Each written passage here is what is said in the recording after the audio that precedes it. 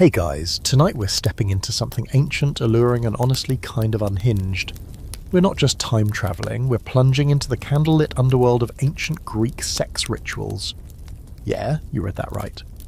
From sacred brothels to drunken cults, the Greeks did not hold back when it came to mixing religion, politics, philosophy and, well, lots of nakedness. And guess what? You probably won't survive this. Not socially, intellectually or even morally. But it's going to be a fun ride, I promise. So before you get comfortable, take a moment to like the video and subscribe, but only if you genuinely enjoy what I do here. I mean, I'm about to guide you through a 30-part epic about naked priests and divine seduction. Bare minimum, I deserve a thumbs up, right? Oh, and tell me where you're watching from and what time it is. Just curious how many of you are lying in bed at 2:17 AM wondering, did ancient Greeks really have sex in the middle of temples? Spoiler, yes, but we'll get to that. Now, dim the lights, maybe turn on a fan for that soft background hum, and let's ease into tonight's journey together. You're standing on a stone pathway slick with spilled wine and olive oil. The air hums with flute music and distant drums. It's nighttime, but the moon's high enough to cast your shadow as you push past a vine-draped archway into what looks like a massive garden party. Except, the people here? They're mostly wearing masks, not much else, and doing things that... well, we can't describe too graphically if we want to keep this as PG-13. Welcome to an orgia! And no, not that kind of orgy. Well, okay, yes, but also no. This is a religious rite, a sacred festival. You're in the middle of a Dionysian celebration, and the line between ritual and rapture. It vanished several goblets ago. To your left, a high priestess sways with a thyrsus, a tall staff crowned with ivy and a pine cone. Her eyes roll back in ecstasy, but she's not faking it.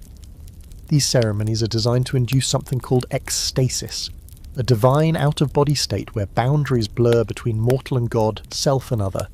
That means dancing, drinking, chanting, sometimes screaming, and yes, plenty of physical expression. You're probably underdressed, overdressed, and 100% confused. Here's the wild part. This isn't just party culture gone ancient. The Greeks believed that controlled chaos was necessary to balance the strict rationalism of daily life. Let it all out now, your lust, your fear, your madness, so you can go back to being a good citizen tomorrow. It's almost wholesome if you squint. As you walk deeper into the grove, someone hands you a cup, wine, probably mixed with honey, maybe laced with something else. You take a sip, feel it burn down your throat. The world feels warmer, louder. You pass a tree strung with amulets shaped like, well, definitely phallic. Everything here is symbolic, exaggerated, and on full display. Sexuality isn't hidden, it's elevated, honoured and theatrical. The Greeks didn't separate the erotic from the sacred. In fact, the gods were usually right in the thick of it. Dionysus, the host of this particular gathering, isn't just the god of wine.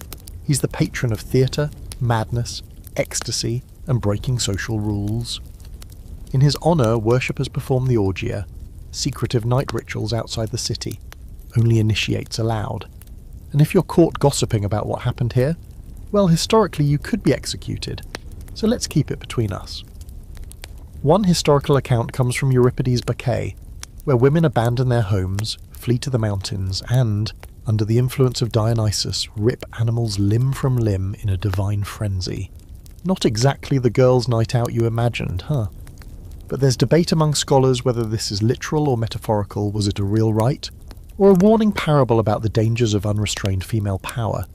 You see a young man stumble past you, cheeks flushed, eyes wide. He's not drunk. Well, not just drunk. He's been possessed, maybe. Taken over by the spirit of the god. That was the goal, after all. To become entheos, in God, which, fun fact, is the root of the word enthusiasm. Makes your last pep rally feel kind of tame, doesn't it? Over near a marble altar, two masked figures are locked in a slow ritualistic dance. It's hypnotic, part theatre, part seduction, and clearly choreographed for more than just dramatic effect. A priestess draws symbols in ash across her chest and begins a chant that you swear is shaking the trees. You don't understand the words, but your spine tingles anyway. And here's a fringe little detail. Some cults believe that achieving mania, divine madness, could grant visions of the future. So sex, wine, and rhythm weren't just entertainment, they were tools, methods for piercing the veil. Orgasm as prophecy. You start to wonder, is that what all the moaning was about? Yet not everyone approved of these rites. Later philosophers like Plato were deeply uncomfortable with the whole thing. In his perfect society, he would have kept the Dionysians far away from the city walls. Too chaotic, too wild, but Plato wasn't in charge here. Dionysus was. And tonight, anything goes. As the night deepens, you're ushered toward a cave entrance, narrow, torchlit, and echoing with sounds you definitely don't hear at your local church. You're told this is the path to initiation, to be reborn through experience. Your heart races. Are you ready for what's inside? Doesn't matter. You're already stepping through. In a world where rational thought built temples and mathematical theories are yours, it's easy to forget the Greeks also embraced the irrational with equal fervour. Sex wasn't shameful, it was divine. It was a way to touch gods, blur reality, and transcend self. And as you follow the flickering lights into the dark, wine-slicked earth, you're starting to understand why. The torchlight flickers against the damp walls as you descend deeper into the cave, shadows stretching in every direction like they're trying to pull you back or push you forward. Your footsteps echo against ancient stone, the air turning cool and thick, scented with burnt resin, and something oddly sweet. Maybe myrrh or crushed laurel. You're not alone, others move with you. Some chantan, some whispering prayers or softly humming melodies in a language you don't quite understand. They're all dressed in flowing linen or nothing at all. You're suddenly aware of your own heartbeat, your clothes, your body. Everything feels exposed, even if it's not. This is no ordinary cave. You've just entered a sanctuary of one of Greece's mystery cults. Secret religious groups that promise spiritual rebirth and hidden knowledge, but only if you gave yourself completely. And by completely they meant mind, body, soul, and yes, sometimes more than a little flesh. The most famous of these cults was the Eleusinian mysteries, centred around the goddess Demeter and her daughter Persephone. You know, the one who got abducted by Hades and had to spend half the year in the underworld? Classic family trauma. But here in the dark, that myth isn't just a story. It's a sacred script, and you're now a character in by it. Initiates, called Mistai, would reenact Persephone's descent and return, hoping to glimpse the same kind of death-defying insight. There were torches, chants, and symbolis acts of purification. And though the official line says nothing too explicit happened, unofficial whispers suggest otherwise. And Eleusis wasn't alone. All over Greece, smaller and sometimes weirder mystery cults flourished, each with their own gods' rites and, let's say, hands-on theology. Some honoured Cybele, the wild Anatolian mother goddess whose priests castrated themselves in ecstatic frenzy. Others followed Orpheus, the legendary musician who claimed you could purify your soul and maybe your sins through secret knowledge and possibly long ritualized embraces under the stars. Scholarly debate still rages on how sexual these ceremonies actually were. Some argue it was mostly symbolic, while others point out how often sacred objects look suspiciously like sex toys. You reach a stone chamber where hooded figures stand in a circle, each holding a flickering lamp. In the centre, a low altar, and a bowl of something thick and steaming. You're handed a cup, lukewarm, bitter, and earthy. Welcome to Kikion, the sacred brew. Historically it was made from barley, water, and a mint, but there's plenty of evidence to suggest it may have been laced with psychoactive substances. In other words, it's a mystical smoothie with a mind of its own. You drink. Slowly your surroundings begin to shimmer. The walls pulse. The hooded figures start to chant in low rhythmic tones, and you feel your own voice join in without trying. A woman steps forward, entirely bare but for a gold chain at her waist. She speaks a line from a sacred hymn, something about the womb, the earth, an eternity. And suddenly she isn't just a woman, she's Persephone or Demeter or someone in between, and just like that, your logical brain bows out, leaving room for something older and deeper. One of the more controversial beliefs among mystery cults was that spiritual union could be achieved through physical union.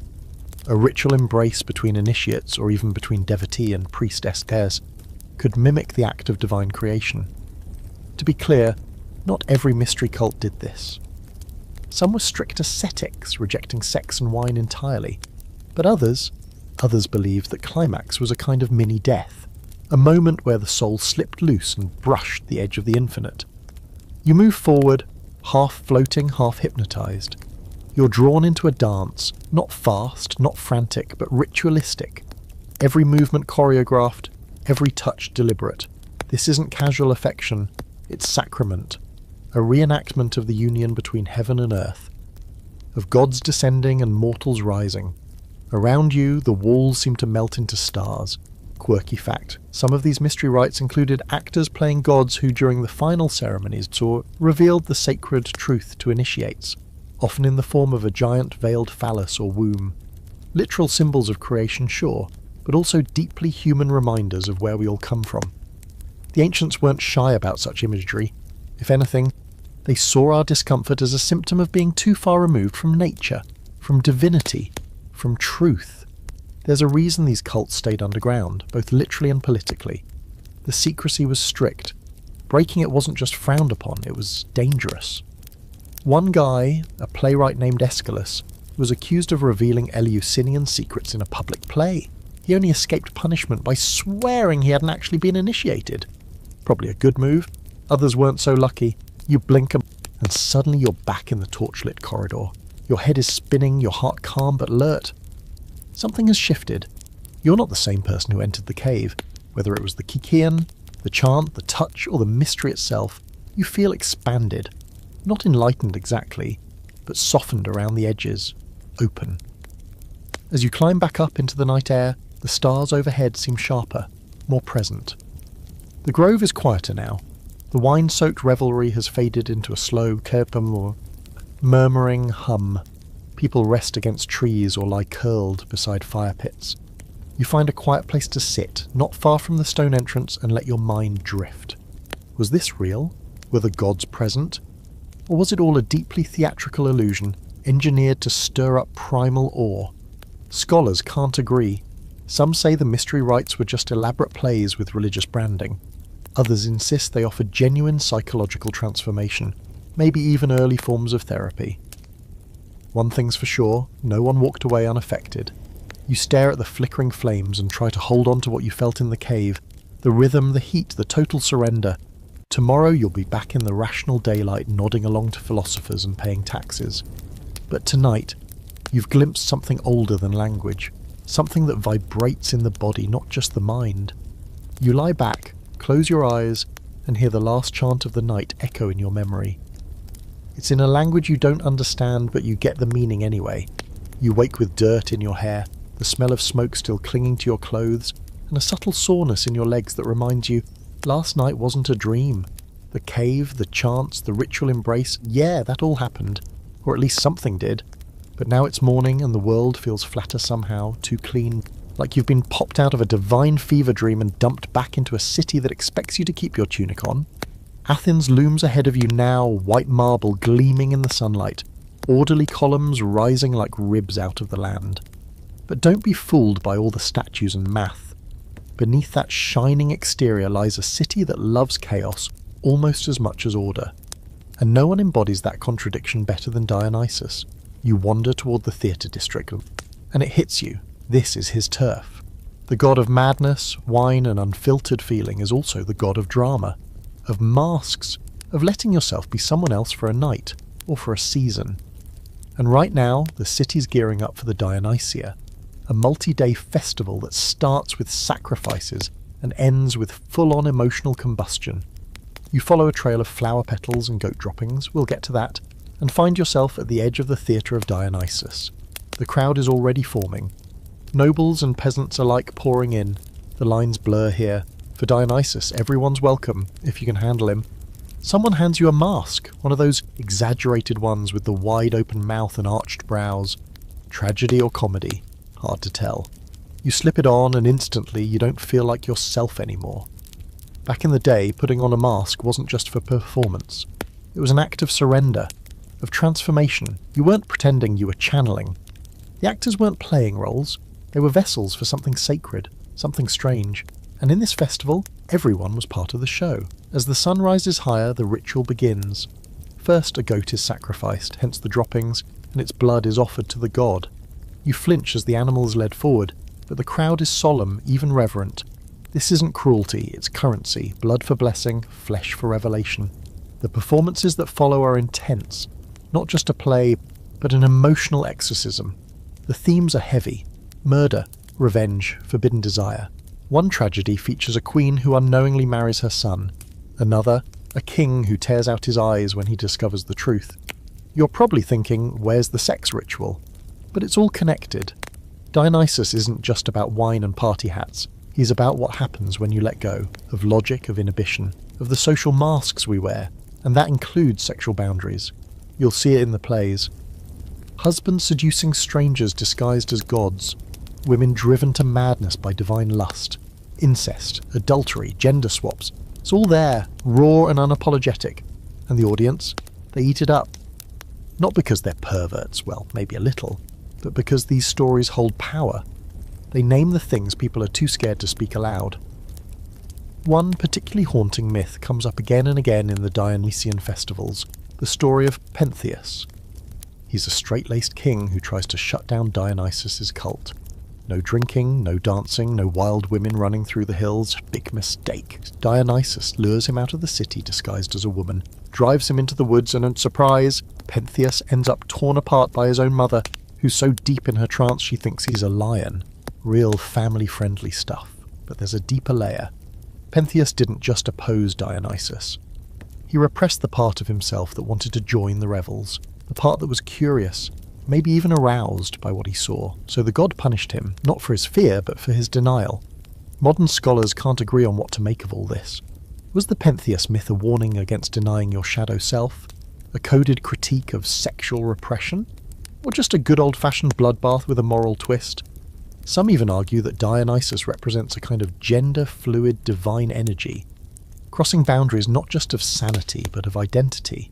In early art, he's shown with soft features, flowing hair, often draped in women's robes. Is he male, female, both, neither? The ancients weren't always interested in clarity. There's a scene in one comedy, probably staged right on this very theatre floor, where a character disguises himself as a woman to infiltrate a religious ritual. It's crude, sure, but the audience loves it. They are howling not just at the slapstick, but at the tension. What happens when you step into someone else's body? When you blur the lines of who you are and what you desire? That's the real Dionysian mystery. Not just the parties, but the peeling away of self. And nowhere is that more intense than in the Maenads, Dionysus's female followers. You see a few actors on stage dressed as them now, their hair loose, their eyes wild. In myth, they'd run off into the mountains, leaving husbands and children behind to live in divine frenzy. And according to some tales, their rituals involved group dances that escalated into orgiastic ecstasy, and possibly literal dismemberment. Again, there's some scholarly disagreement. Were these just metaphorical tearing away of roles and identities? Or were they ripping deer apart with their bare hands? Either way, the message is clear. Don't mess with women who've been blessed and unhinged by Dionysus. The performance ends with a silence so heavy you can hear birdsong. The actors bow. The masks come off. People begin to murmur and stretch, but you sit there, mask in hand, unable to shake the feeling that something inside you got shifted. You think back to last night in the cave, to the god who poured madness into your cup, and now to the state where those same energies were made visible. Sex, power, loss, laughter, it's all part of the same ritual, the same divine unravelling. The Greeks didn't separate intellect from passion, or body from soul, they wanted it messier. You walk away from the theatre in a daze. The city's waking up now, merchants opening stalls, kids chasing each other between marble pillars. It should feel normal. It doesn't. Not after seeing what you've seen, not after feeling Dionysus press his fingerprints into your mind. And as you glance at your reflection in a bronze shield hanging near a stall, you wonder, how much of you is still you? By now, the sun's starting to slip lower in the sky, but the city isn't slowing down. If anything, Athens is heating up again, like it never really cools off, just shifts gears. You're walking through narrow alleys behind the agora, guided by whispers, sandals on stone, past vendors shutting up shop and gossiping about whose olive oil was adulterated and which politician's son has mysteriously fled town. But you're not here for politics. You're headed somewhere older, softer, and much more complicated. You're headed into the presence of Aphrodite. Let's get one thing straight. Aphrodite isn't just a goddess of love. She's lust incarnate, divine desire with a disarming smile and a reputation for breaking hearts and making wars. She was born from sea foam, depending on the myth, from the severed genitals of Uranus tossed into the ocean. So yeah, Subtlety was never really her thing. You finally reach the Temple of Aphrodite Pandemos, of all the people, perched on the edge of the Acropolis. It's less grand than you expected, more intimate. And there's a scent in the air here that isn't incense. It's perfume, warm skin, oil-slicked marble and crushed rose petals. And, okay, maybe a little sweat.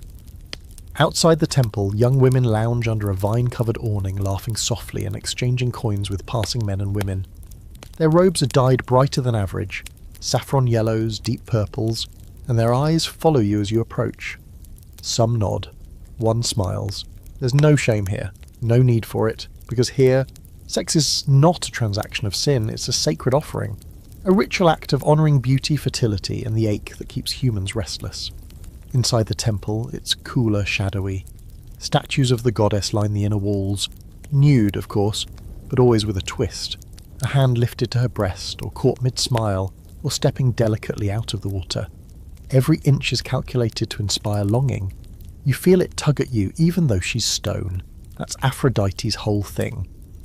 She doesn't need to be alive to seduce you. At the altar, a woman dressed in silver and white is lighting a small flame. She glances at you, eyes sharp and amused. "Make an offering," she says. "It works better if you mean it." You reach into your pouch and pull out a coin, plain bronze, nothing fancy, and place it beside the others.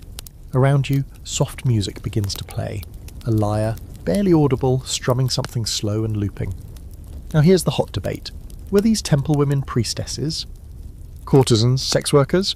Or something in between? The modern label sacred prostitute gets tossed around a lot, but historians fight over it like philosophers at a symposium with too much wine. Some argue that Aphrodite's temples employed hetairai, educated, socially skilled companions who offered more than just physical pleasure. Others insist the whole temple sex idea is a mistranslation of poetic metaphor. And then there are the inscriptions. Corinth especially had a reputation. One source famously claimed it had over 1,000 temple prostitutes. Is that true? Probably not, but enough people believed it that the city still blushes in academic papers. As the lyre continues, a woman approaches you. Her skin glows, her voice is low, and she doesn't speak at first, just reaches out and takes your hand. You follow without resistance. This isn't about seduction in the modern sense, it's choreography, ceremony. She leads you past curtains into a side chamber, where the walls are painted with scenes of lovers, some mythological, some painfully human. There's Persephone with Adonis, Helen and Paris, Achilles and Patroclus tangled in each other's arms like they're both trying to disappear. The woman gently presses your palm to her chest and says, "This is a temple, not a brothel. Don't confuse the two, and you don't, because this isn't about you, it's about Aphrodite, the goddess who demands worship not with sacrifice but with surrender. Whether or not you offer your body is secondary. What matters is your willingness to let go of control, to desire and be desired, to feel vulnerable and electric at the same time." Let's throw in a quirky fact. Some ancient cults of Aphrodite required initiates to wear gender-swapped clothing during rituals. Men in veils and jewellery, women with daggers and short tunics. The point wasn't kink, it was empathy, perspective. How can you worship beauty unless you understand how it's seen from all angles? Back in the main chamber, more visitors are arriving. A middle-aged couple holding hands, a soldier home from campaign, a woman alone, barefoot, carrying a small statue of the goddess wrapped in cloth. You get the sense that everyone's here for a reason, though none of them would ever say it out loud. That's the other thing Aphrodite's good at, keeping secrets, and secrets, as you're learning, were the currency of the ancient world. Greeks didn't air their inner lives. They told myths instead, stories about gods seducing mortals, about forbidden love and magical unions. Why confess to longing when you can frame it as divine intervention? "I didn't fall in love with my brother's wife. Eros struck me." Or, "I didn't mean to sleep with a swan. It was Zeus." Speaking of, you spot a small statue of Leda tucked in a corner, mid-embrace with the infamous swan. Her expression is serene. Blissed out. The sculptor clearly wasn't worried about realism, but there's a joke here too, a soft, sly smile in the curve of her mouth. Did she really believe a god took that form? Or did she just need the story to survive what happened? You sit near the entrance now, watching the glow of the oil lamps reflect in polished marble. Everything about this place is designed to slow you down, to soften you. Aphrodite is patient. She doesn't rush. Her power isn't in conquest, it's in invitation. She waits for you to fall, and then she reminds you it was your idea all along. Outside, the city's cooling into evening. You stand, nod toward the altar one last time, and step into the golden haze of sunset. Somewhere behind you, laughter drifts out of the temple gates. Not mocking, not seductive, just warm. The kind of laughter that says, "We know, we've all felt it too." And maybe that's what this place is really for. Not just pleasure, not just ritual, but recognition. A place where people could admit just for a moment that they wanted, that they longed, that they were human. Even after you leave the Temple of Aphrodite, the scent of rose oil seems to cling to you. Not on your clothes exactly, but somewhere behind your eyes, in the folds of your memory. The city feels different now, more alive, more watchful, like every statue has eyes and every breeze is trying to tell you something. You head east toward the centre of town, the flickering lamplight guiding your way as the streets narrow. Here, behind a walled courtyard and under the shadow of a marble column, waits one of the most paradoxical figures in Greek society, the Virgin Priestess. You're brought to the Temple of Hestia, the hearth goddess. She doesn't have the flash of Aphrodite or the wild reputation of Dionysus. Hestia is quiet, stable, unshaken. She keeps the home fire burning, literally. Every city had a communal hearth dedicated to her, and Athens was no exception. And who tends the fire here? Not burly priests or wild-eyed initiates. No, a young girl, maybe 13, maybe a little older, the Arephoros. You watch her as she sweeps the temple floor, her hair tied up in ribbons, her eyes lowered in silence. She looks delicate, almost too small for the gravity of the job. But don't let that fool you. She holds one of the most sacred and mysterious roles in the city. She is a virgin, not just in body but in function, untouched, set apart.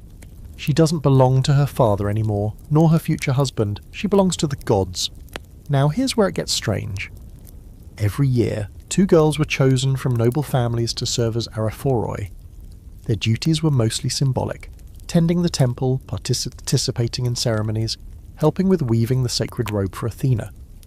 But there was one ritual that still gives scholars night sweats, the Araphoria.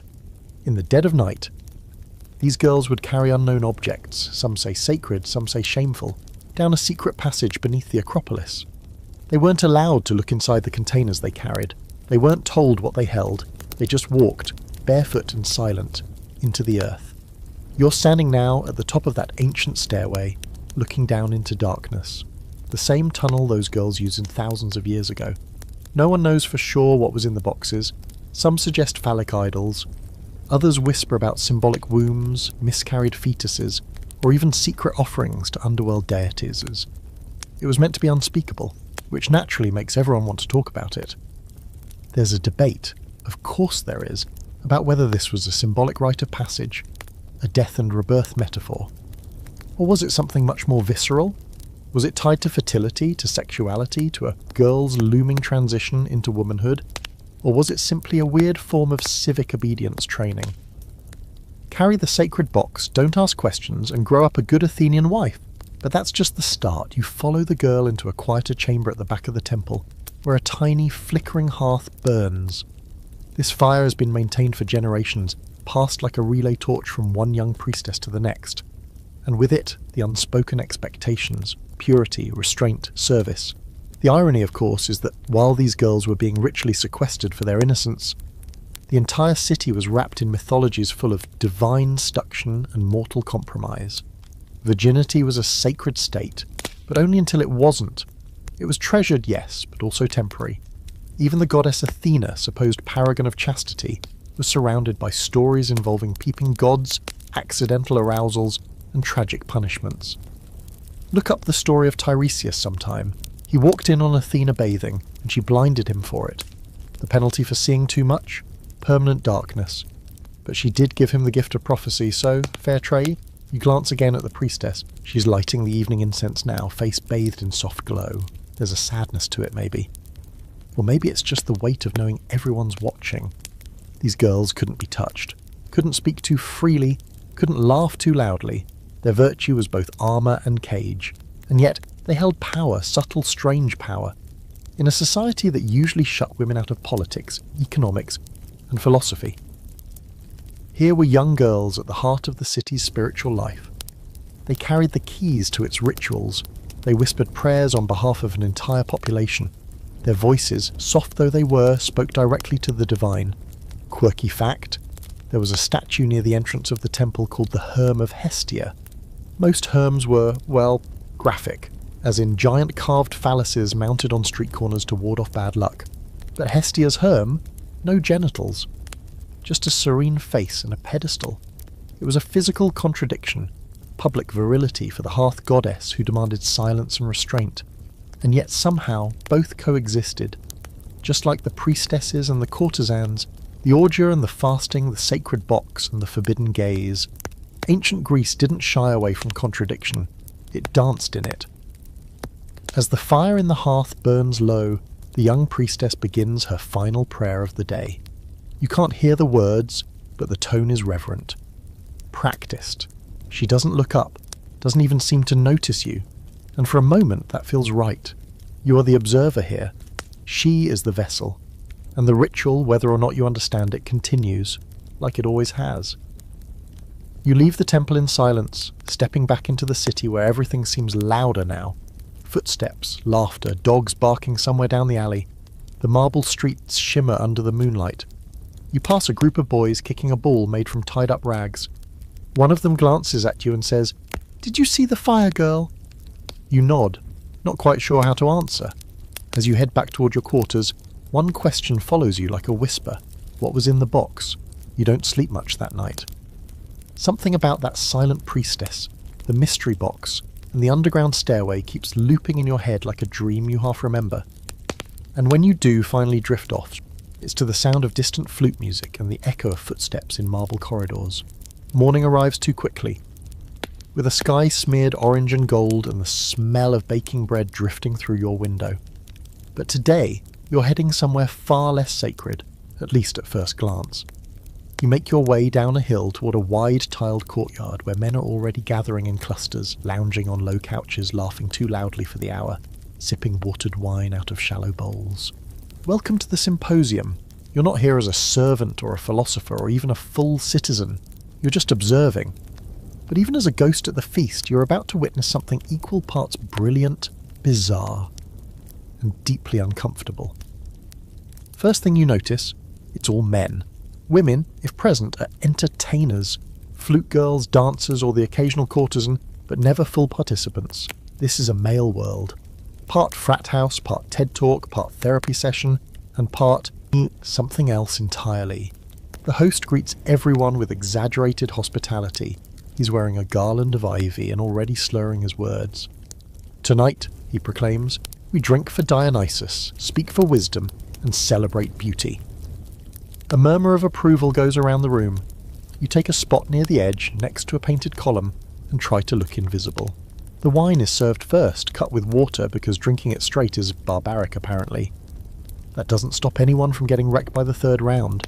And as the cups go down, the conversation spirals. At first, it's as light. Poetry, jokes, the latest scandal in the agora. But soon it shifts. The man across from you, a wiry figure with sun-creased skin and an intense stare, begins talking about love. Not the soft, romantic kind. No, this is philosophical love, the kind that separates the base from the divine. There are two types of love, he says. Common and celestial. His audience leans in, he continues.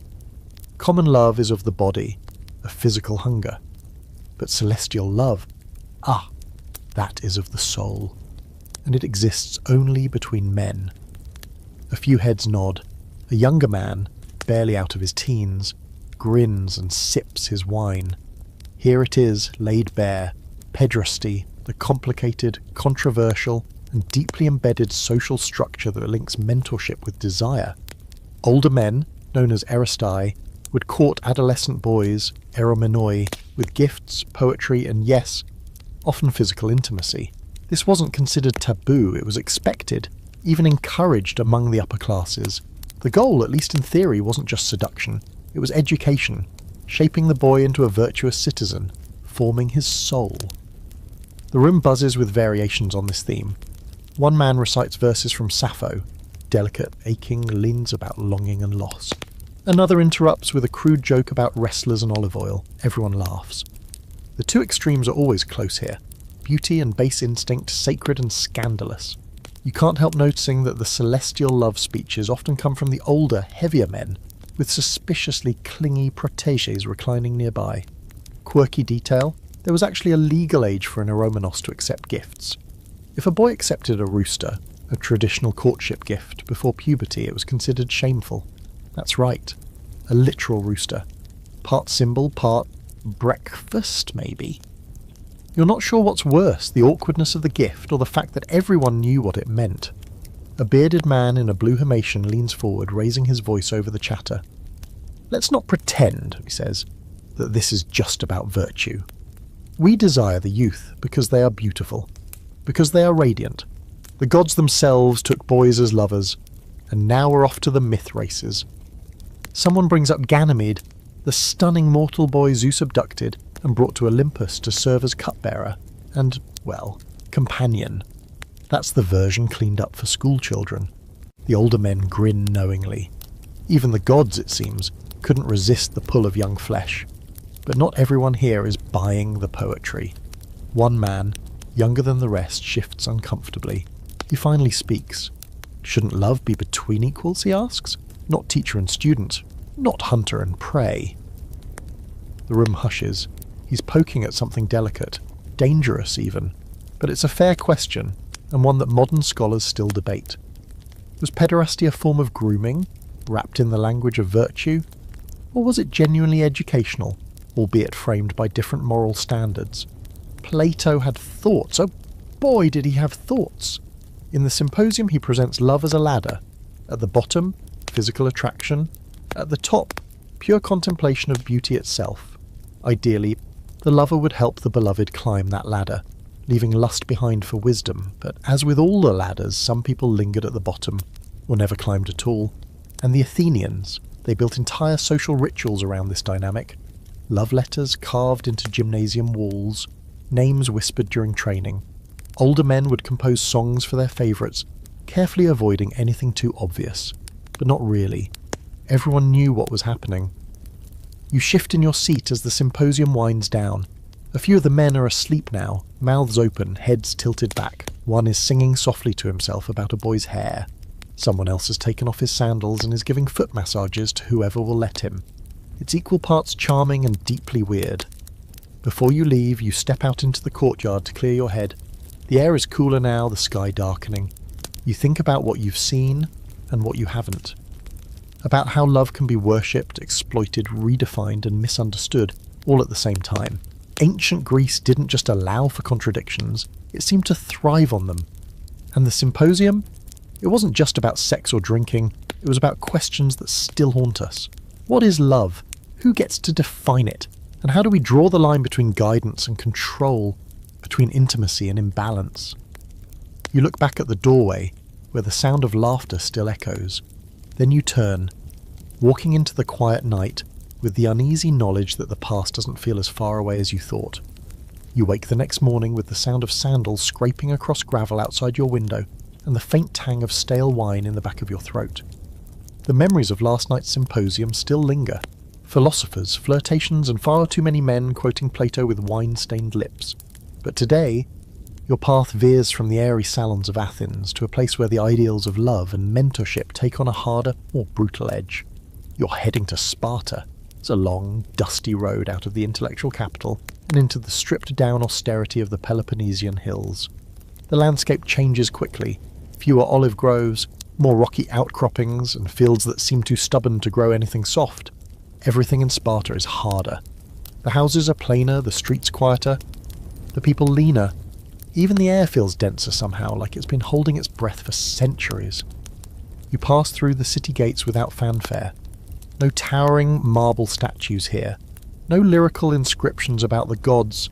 Just stone, discipline, and a hum of distant shouting. Training chants. You're led to a raised platform beside a dirt-floored courtyard. Below, boys as young as 12 run drills barefoot, clad in nothing but short tunics. Sweat and bruises glistening on their backs like battle medals. A lean man with a spear stalks among them, barking orders. Welcome to the Agog, Sparta's state-run education system, and possibly the toughest boys' club in history. Here, boys were taken from their families at age 7 to live, eat, train, and fight alongside one another. The goal wasn't just physical strength. It was unity, obedience, brotherhood forged in fire. But here's the twist. Their bonds weren't only fraternal. An older boy, a teenager maybe 16, approaches one of the younger ones during a break. He offers water, a bit of dried meat, a slap on the back. The gesture is casual but intimate, and it's not unusual.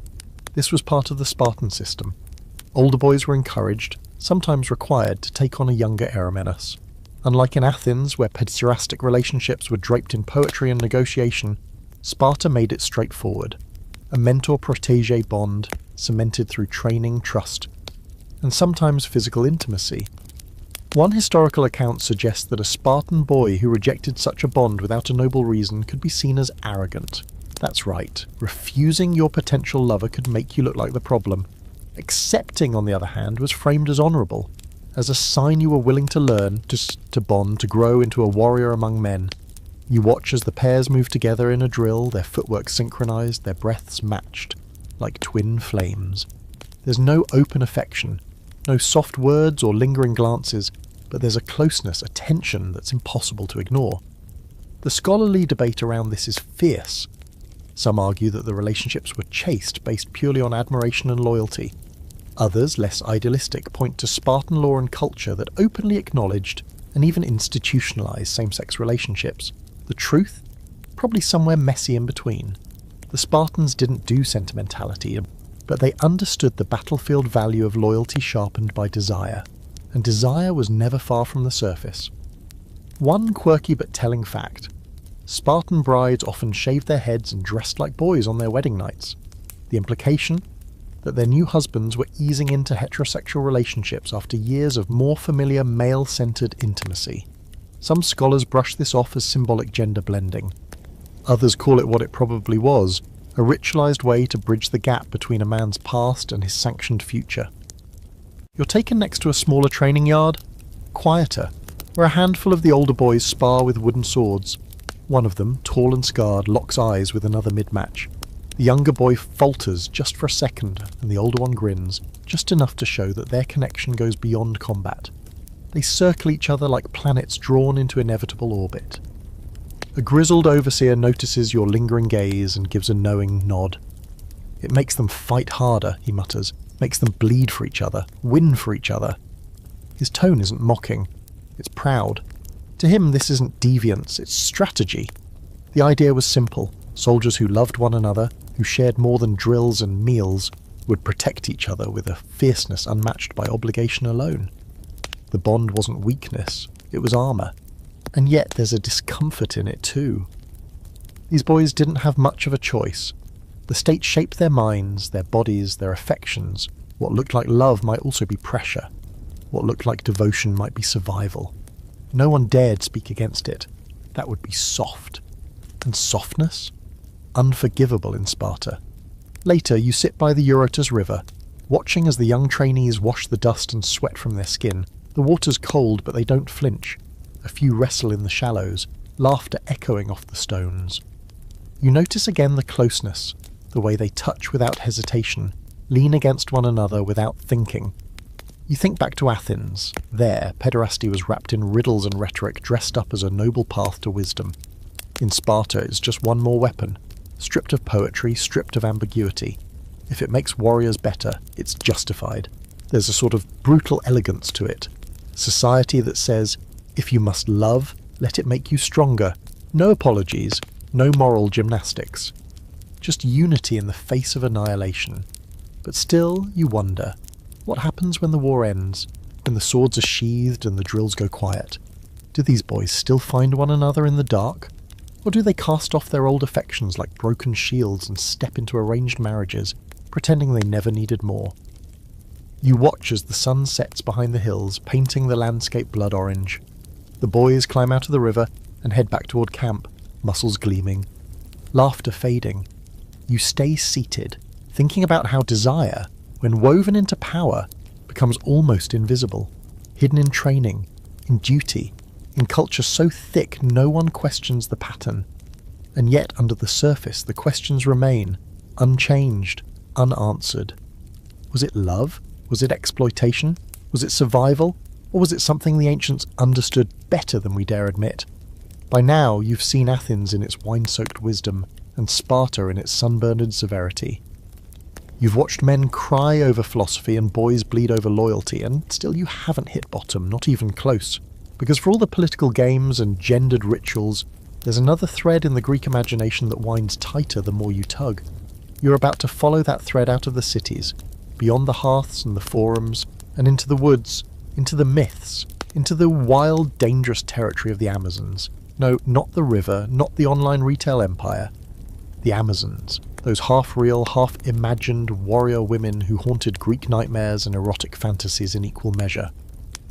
You first hear of them in whispers around a campfire, a group of traders swapping stories about a band of women to the east, bow-wielding, horseback-riding, armour-wearing women who took no husbands, bore no kings, and trained their daughters in battle from the moment they could walk. You laugh a little at first. It sounds like a tall tale, some kind of hyper-masculine fever dream spun out of fear and fascination. But the stories keep piling up, all a little too consistent to ignore. Hippolyta, queen of the Amazons, who wore a magical girdle and challenged Hercules, and Tiope, who either fell in love with Theseus or was abducted by him, depends on which bard you ask. Penthesilea, who charged into the Trojan War and locked eyes with Achilles only seconds before he killed her, and awkwardly, maybe fell in love with her corpse. So here you are, riding along the dusty borderlands, skirting what the Greeks called Scythia, wild territory beyond the edge of their civilized maps. You pass shrines littered with bronze arrows and statues of women with fierce eyes and muscular thighs. The terrain gets rougher. Hills roll like waves, the grass high enough to hide movement. You feel watched. Eventually you spot them, or think you do. A line of figures on horseback, dressed in leather and metal, long hair, braided tight. They move like they own the world. No men in sight. The lead rider slows, circles around, eyes you without a word. Then she vanishes into the brush again, as if daring you to follow. You don't. You're not that brave, or that foolish. Instead, you make camp and sort through what's real and what's projected. Historically, there were matrilineal tribes in that region, steppe women buried with weapons, wearing armour, riding horses. Archaeologists have confirmed as much. But were they truly man-hating warriors with a taste for conquest and an annual mating ritual involving captured neighbours? Unclear. Some scholars argue the Amazons were Greek propaganda, feminist nightmares invented to define masculinity by contrast. Others think they were simply misunderstood. Fierce, yes, but not mythical. The truth, as usual, floats somewhere in the middle. You remember that in many myths, Amazons are only powerful until they fall in love. The moment one of them surrenders to desire, bam, she dies. Or gets married, which, let's be honest, was sometimes the same thing in Greek storytelling. And Tiope, whether she was abducted or not, ends up a wife. Penthesilea is strong right up until Achilles sees her, desires her, and destroys her. And that right there is the loop. Power and sex forever entangled. Women who reject men must either be conquered or romanticized into submission. The Greeks loved the idea of the exotic female warrior, but only as long as she eventually gets speared by either a weapon or a wedding. There's even a fringe theory you hear around another campfire, whispered by a traveller from the Black Sea, that Amazon women used to burn off one breast to better fire their bows. Total myth, probably. No physical evidence supports it, but the Greeks repeated it anyway, a kind of surgical metaphor for how unnatural they thought female power had to be. See, they were saying, even women warriors had to mutilate themselves to act like men. And yet, despite all this, the Amazon myth doesn't feel entirely like a warning. There's admiration in it too. The Greek artists couldn't stop painting them. Vases, friezes, shield decorations, everywhere you look. Amazonomachy, scenes of Greeks battling Amazons. Always bloody, always dramatic, always with a strange sensual undertone. You remember one vase you saw in a merchant's home back in Athens? It showed a Greek hero grappling with an Amazon, her legs locked around his waist, sword raised. It was halfway between a fight and a flirtation. That's how the Greeks imagined these women, not as monsters, but as seductive opponents, the ultimate challenge, which says a lot, doesn't it? For a culture so obsessed with controlling women, marrying them off, secluding them, assigning them roles, the Amazon represented something else. A kind of fantasy, maybe, not just sexual, but social. A world turned upside down, a mirror held up to their own assumptions. You sit by your fire now, the wind picking up, and wonder, what if the Amazons weren't just a myth or an enemy? What if they were a way for the Greeks to explore their own unease with female autonomy? With power they couldn't categorize, desire they couldn't control. After all, they didn't write epics about conquering peasant girls or obedient wives.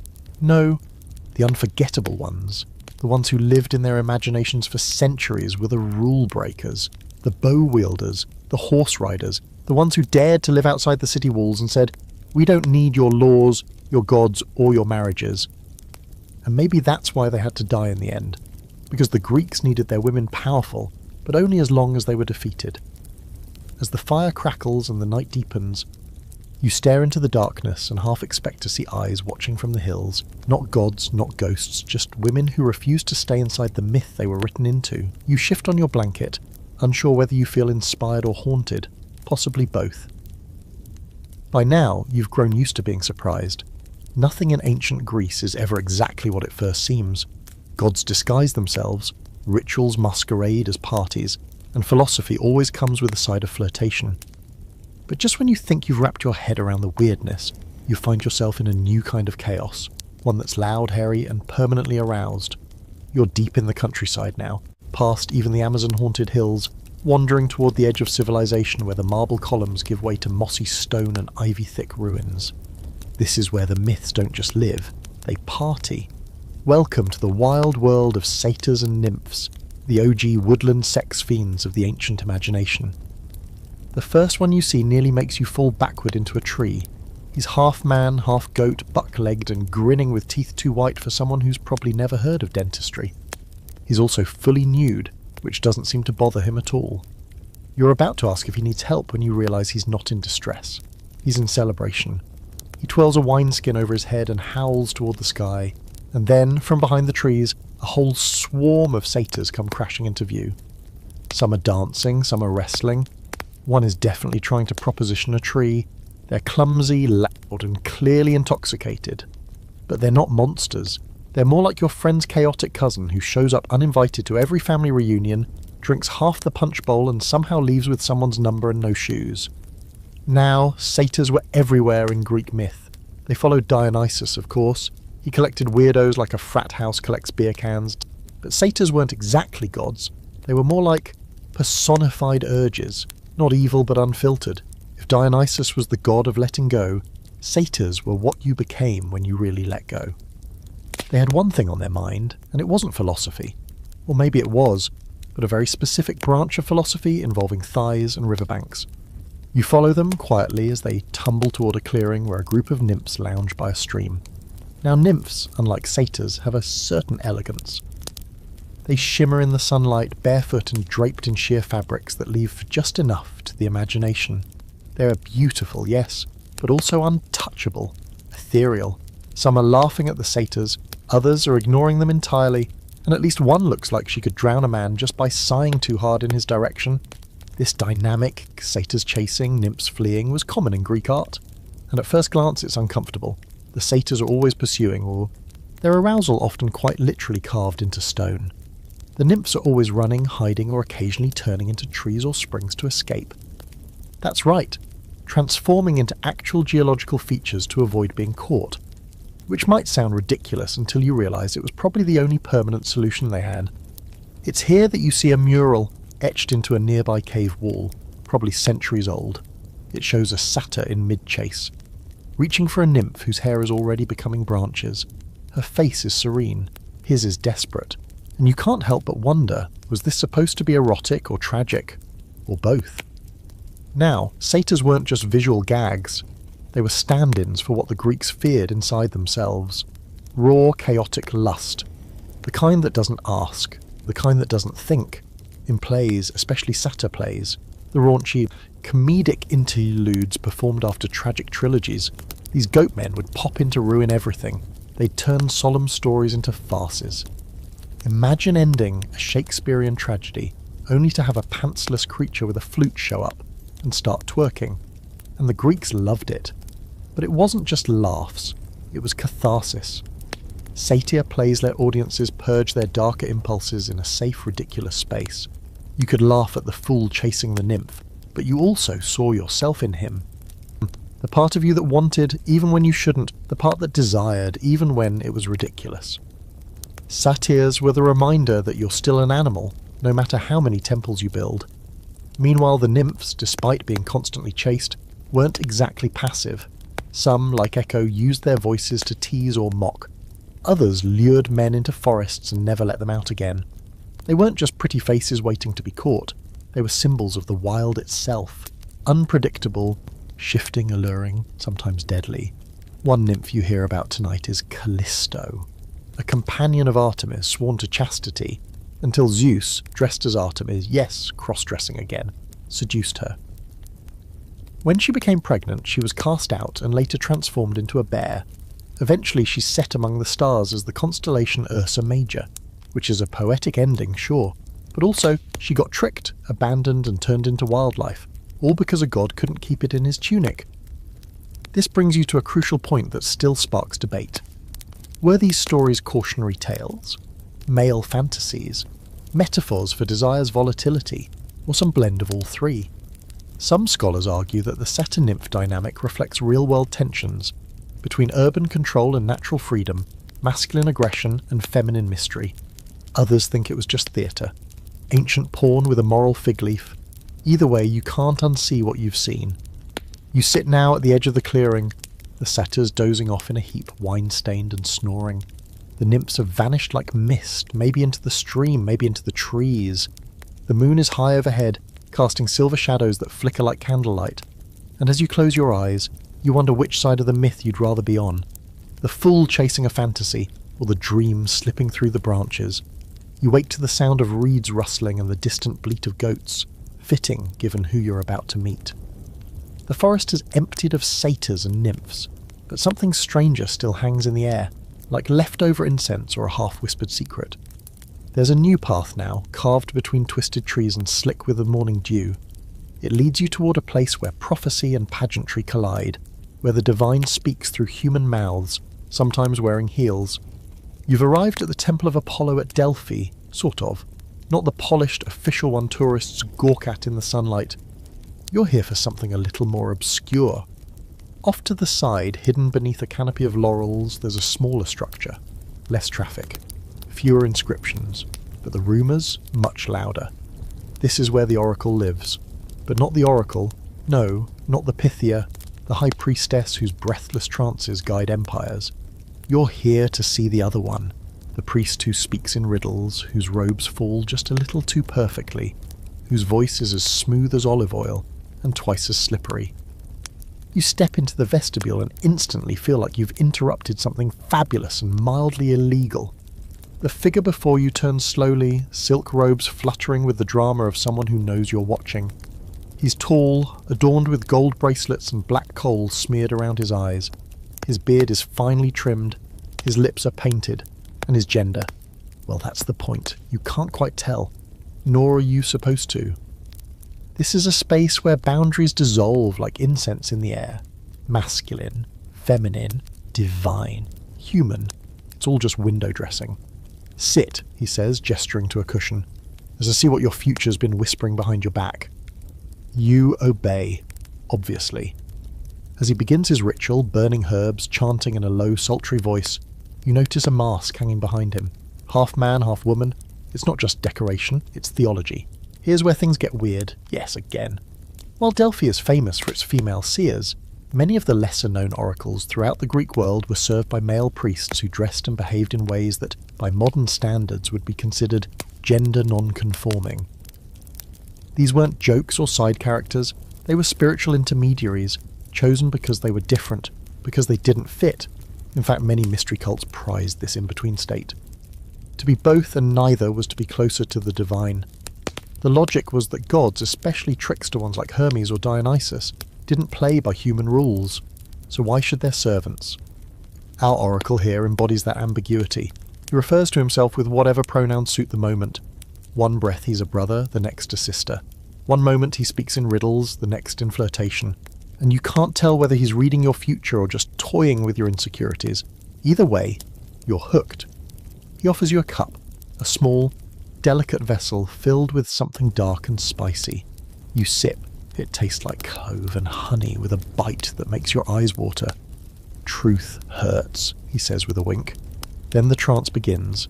His hands move slowly over your head, not touching, just hovering, as if feeling for invisible threads. He whispers in a dead language, probably Greek, maybe gibberish, and then begins to hum. The hum becomes a melody. The melody becomes a scream, not of pain but release, and then silence. He opens his eyes, and for a second they glow gold. You're running, he says, from a truth you don't want to name.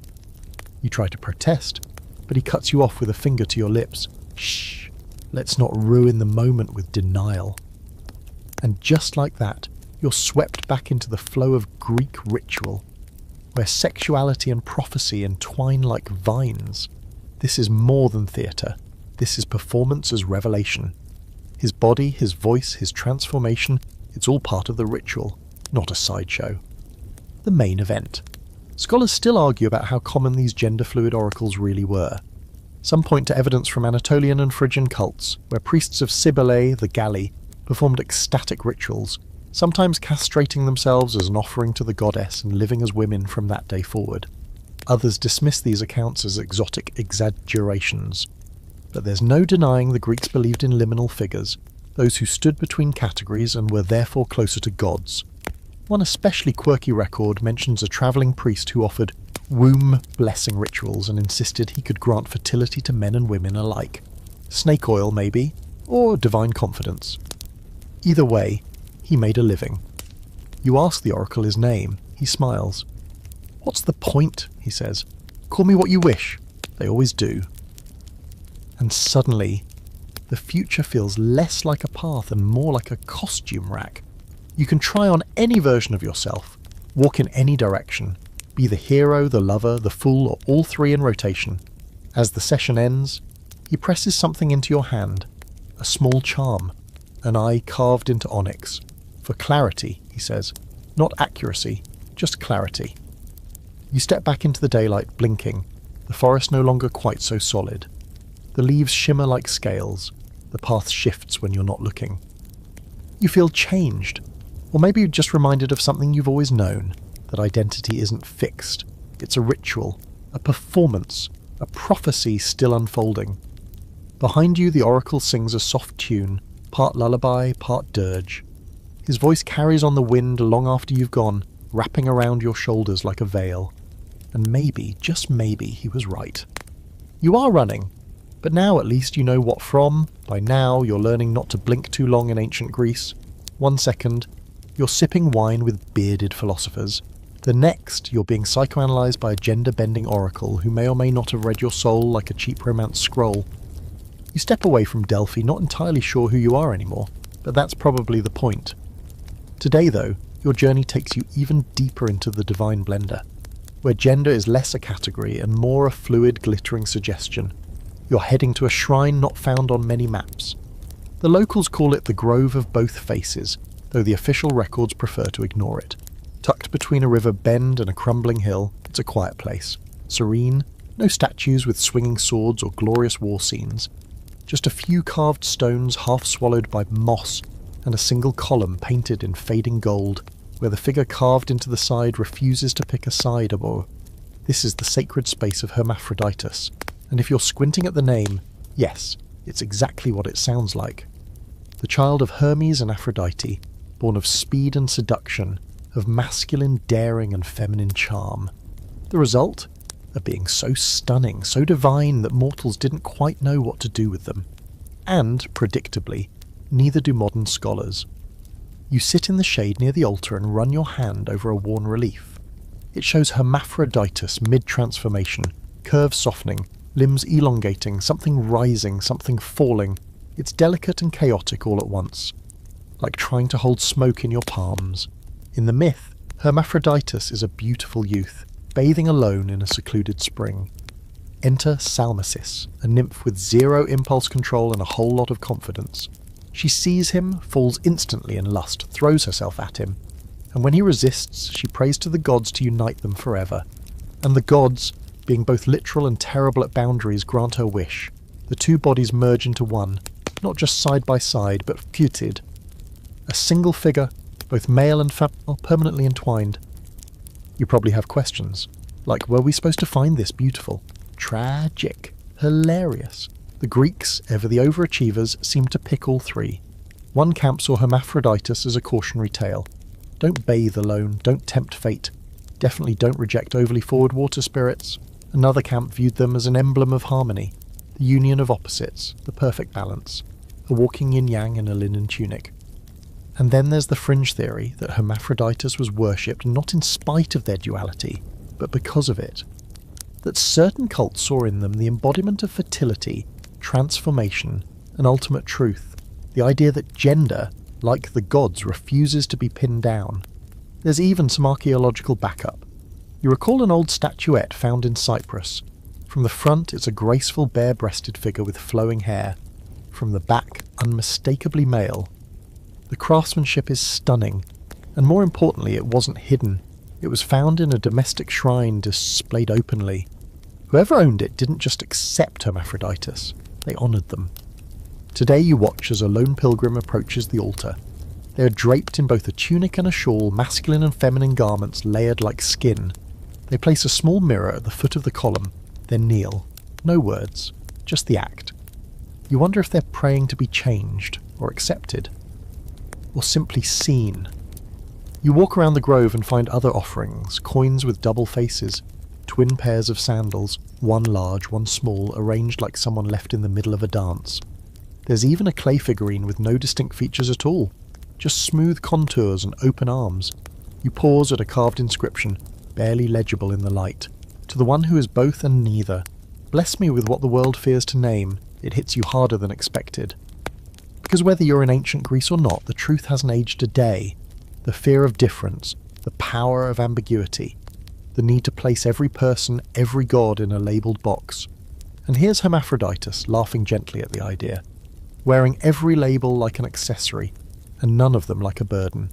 Some scholars argue that the Greeks tolerated this ambiguity more than we give them credit for. Others claim it was all just symbolic, used to titillate, not to teach. But the artifacts say otherwise.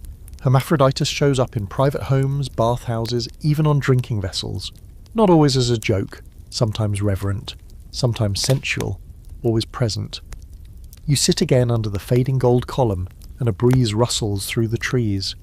It's soft but layered, cool at first, then warm. You can't tell where it's coming from. It touches every part of you without asking permission, just like the myths do, just like the Ys, and you wonder, if only for a second, what it would feel like to wear both faces, to stop choosing, to live not in the middle, but in the whole. As the sun begins to dip below the hills, casting long, strange shadows, you stand and leave the grove behind. But you don't feel alone. You feel watched, accompanied, not judged, not praised, just observed. As if someone, or something, is curious about who you'll become next. And maybe, if you ask the right question, Hermaphroditus would answer, but only in a whisper, only in a mirror. You're starting to suspect that ancient Greece was less a civilization and more a curated fever dream. One day you're dodging flirtatious satyrs in the woods, the next you're sipping something spicy with a prophetic gender illusionist under a painted column. And just when you think you've acclimated to the wildness, Greece throws another curveball your way, this time one that forces you to question whether the sacred and the scandalous were ever really separate at all. You find yourself in Corinth now, the port city that smells of fish, foreign spices, and faintly of scandal. Ships from every corner of the Mediterranean unload goods and gossip here. You can hear 6 different languages just walking from the docks to the nearest olive cart. But you're not here for olives. You're here to climb. Atop a rocky outcrop sits the Acra Corinth, a fortress of sorts, but more importantly, a temple. And not just any temple. This one is dedicated to Aphrodite, and according to the more enthusiastic ancient historians, it was staffed by 1,000 sacred prostitutes. Let's pause there. That number's been debated more fiercely than a holiday dinner with too much wine. Some scholars say it's exaggeration, probably invented by rival cities to smear Corinth's reputation. Others believe it's plausible if you stretch the definitions and throw in a few metaphors. But whether it was 10 women or 1,000, the idea of sacred prostitution in ancient Greece has lodged itself firmly into the collective imagination. And it's here, in Corinth, that the legend breathes loudest. You climb the winding path up the hill, the stones beneath your sandals are warm, and the air is thick with the buzz of cicadas and the scent of time crushed underfoot. At the top, the ruins spread out before you, sun-bleached pillars, fallen walls, and the broken remains of what once was one of the most talked-about temples in the ancient world. Even in its ruined state, the place hums. There's a woman standing near the centre of the sanctuary. She's barefoot, dressed in a deep red robe cinched with a gold cord. You think she's a tourist until she turns and greets you like she's been expecting you. She introduces herself not with a name, but a title. Hiradul, a sacred servant. You blink. She smiles. People assume we sold our bodies, she says, her voice low and musical. But we were the ones who knew what bodies were for. She explains, slowly and deliberately, that the rituals performed here weren't about commerce, they were about devotion. That when pilgrims came to the temple to seek favour from Aphrodite, they were met not with sermons or scrolls, but with touch, connection, intimacy sanctified by purpose. It was worship, not of her, the priestess, but through her. An offering made in flesh, not words. You sit beside her on a cracked stone slab, the city below you glinting in the afternoon sun. She speaks of rituals performed at dusk when the sky turned violet and the torches were lit. Pilgrims came not just for pleasure, but for healing, for fertility, for forgiveness. Sex, in this context, wasn't a sin, it was a bridge to the divine. And here's where things get murky. Ancient sources don't agree on how widespread temple prostitution really was. Some claim it was rare, regional, possibly even misunderstood entirely. Others argue it was symbolic, an allegory for spiritual union, not a literal transaction. But there's one undeniable truth. The Greeks saw sex and divinity as deeply intertwined. You recall earlier stories, Aphrodite's own affair with Ares, witnessed by the gods and laughed about publicly. Zeus transforming into everything from a swan to a golden shower just to get laid.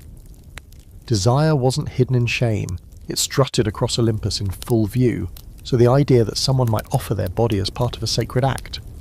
Not so strange in that context, at least not to them, and yet there's that tension. The same culture that could carve erotica onto drinking vessels still clung to ideas of female chastity and public modesty. Women in most Greek cities were confined, guarded, often seen as property, except here, except now. In Corinth, on this hill, in this temple, women led the ritual. They were the intermediaries, the touch points between human and divine. You ask the woman if she considers what she does empowering.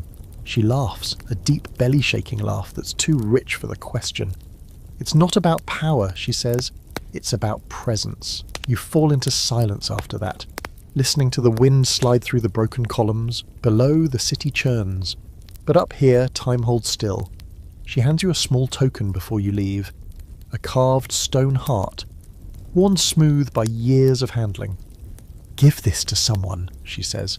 Not because you owe them, because you see them. You make your way back down the hill with your thoughts dragging behind you like a second cloak. The narrative of sacred prostitution might never be fully clarified. Maybe it was more theatre than truth, maybe it was just another projection of male fantasy. But for a moment, standing beside that priestess, you felt something ancient and strange and surprisingly gentle. The idea that desire could be ritual, that touch could be holy, that maybe we're not meant to separate the body from the sacred quite as cleanly as we pretend. And the thought stays with you all the way down, like the imprint of a warm hand on your shoulder.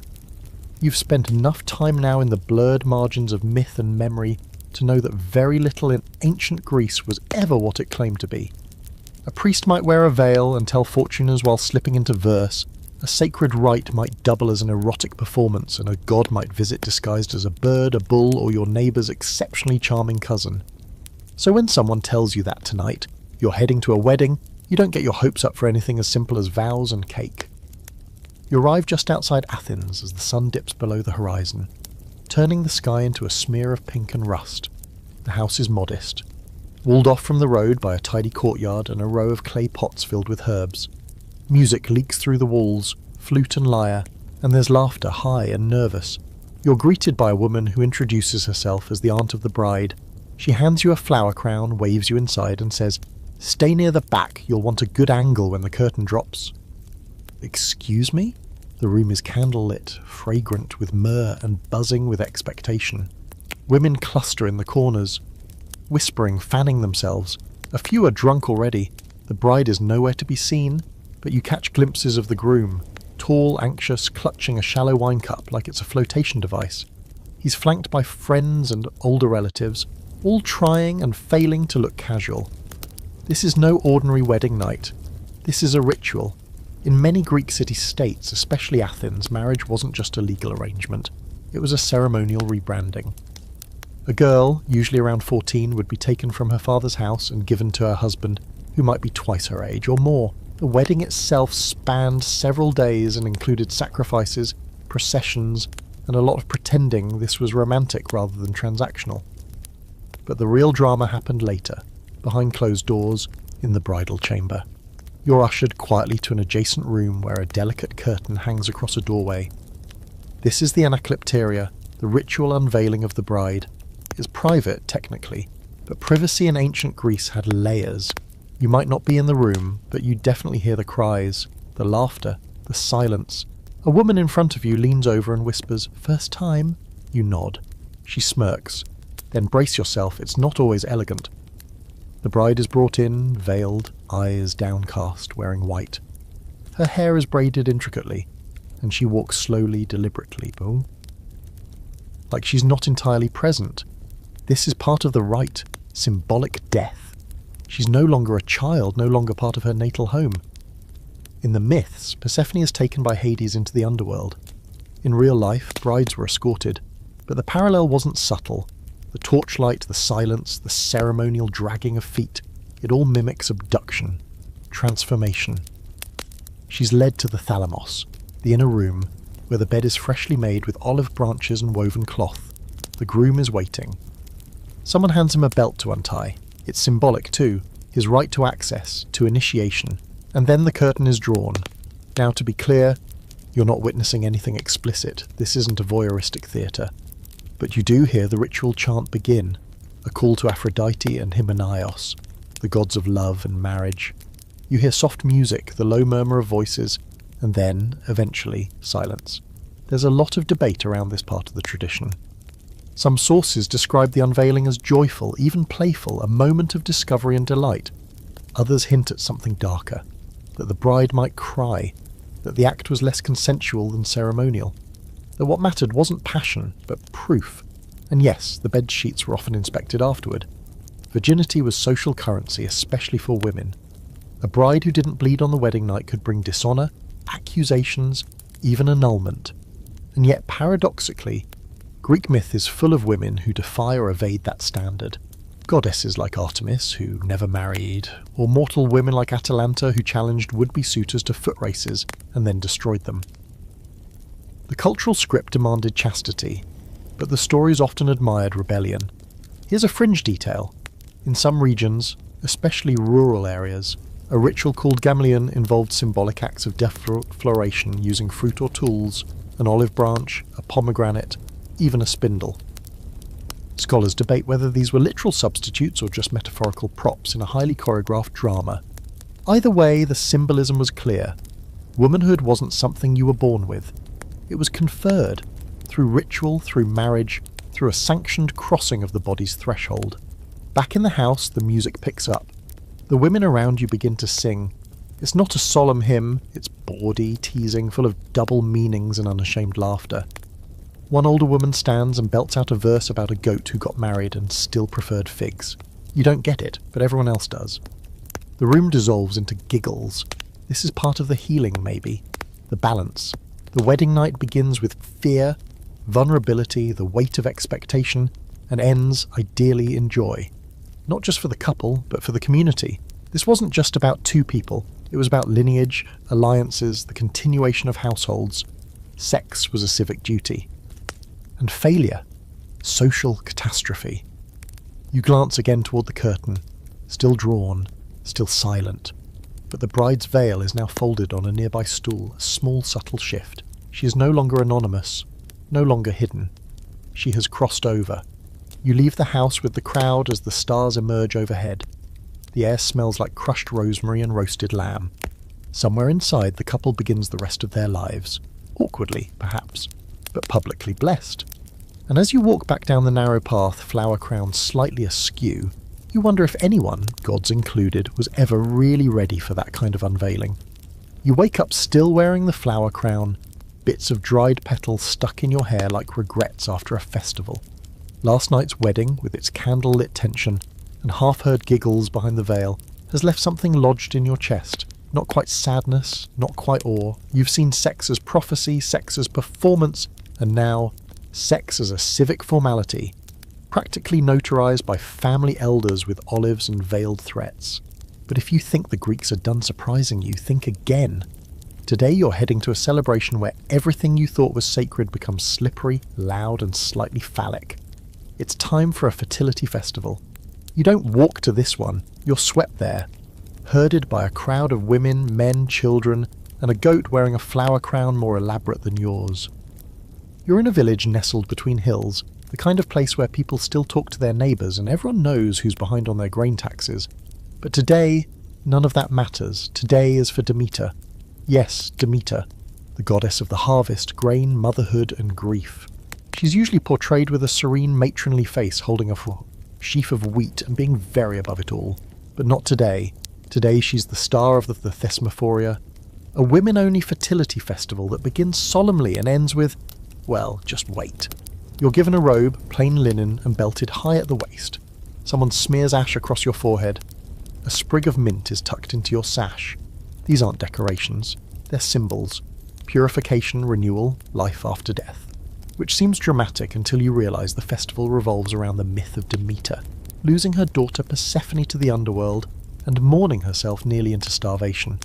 You'd think a story about abduction and forced marriage wouldn't inspire a party, but this is Greece. Everything inspires a party. The first day is serious. The women fast, sleep outdoors, chant under the stars. It's more funeral than festival. They grieve, not just for Persephone, but for all the things women lose. Children, youth, autonomy, the ability to choose their own endings. There's a heaviness in the rituals, even as the fire crackles and smoke curls into the sky. But the next day, it begins with food.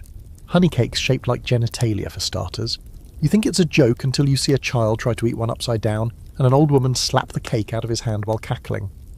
Then come the songs, which are crude, loud, and stunningly creative.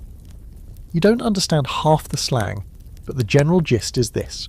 Nature is messy, life is messy, and bodies, especially female ones, are meant to be celebrated, not hidden. Then someone brings out the effigies. Yes, those effigies. Dozens of them, carved from wood, bread, and even clay, oversized phalluses, some with ribbons, others with googly eyes painted on them. The women hoist them like parade floats and start dancing, not with irony, but with the kind of joy you usually only see at weddings or lottery wins.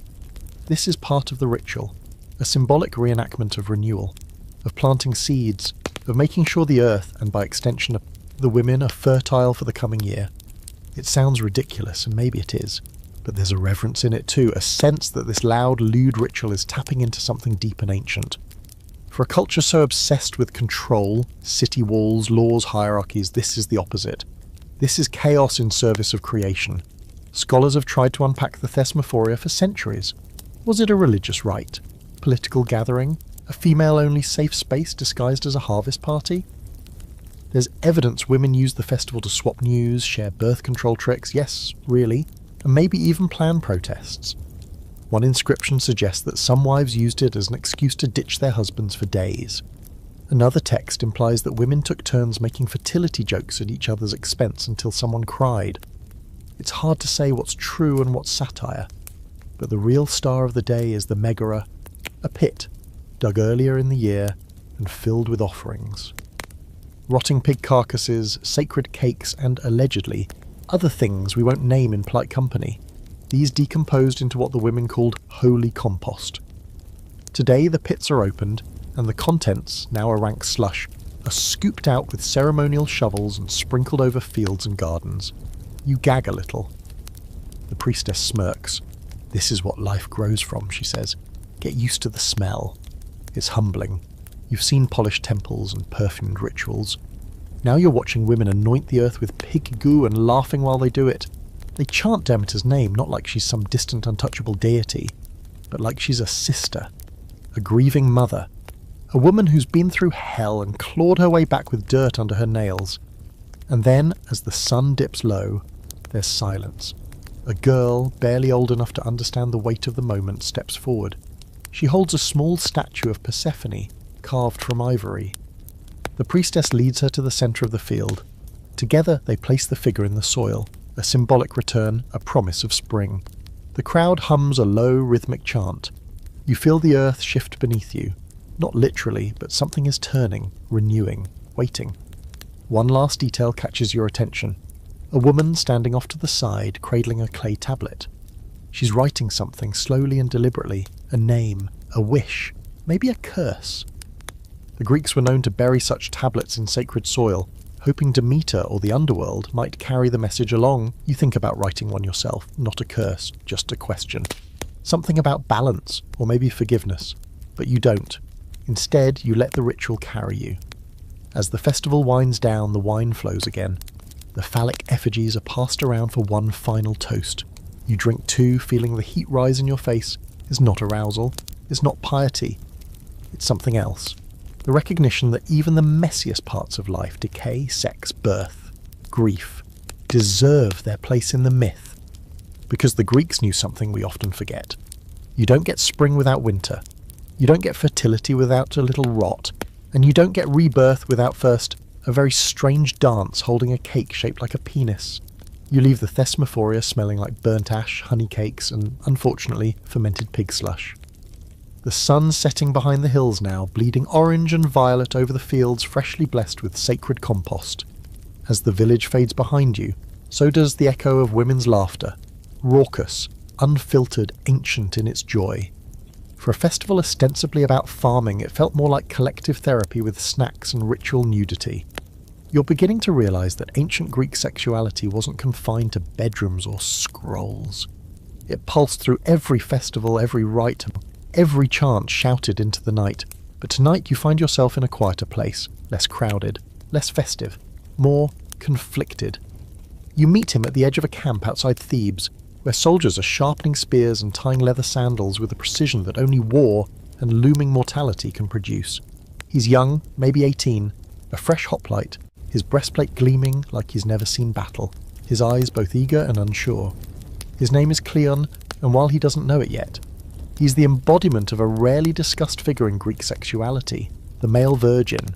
You think that term would raise eyebrows in this world, where young men are expected to drink, fight and bed someone, anyone, before their first grey hair. But Cleon doesn't blush when he tells you. He says it flatly, like it's a choice, something deliberate. "I'm saving myself," he says, eyes scanning the horizon. Not for marriage, not for a woman. For glory.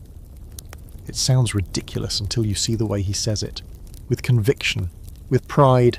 You follow him through the camp as he prepares for the coming battle.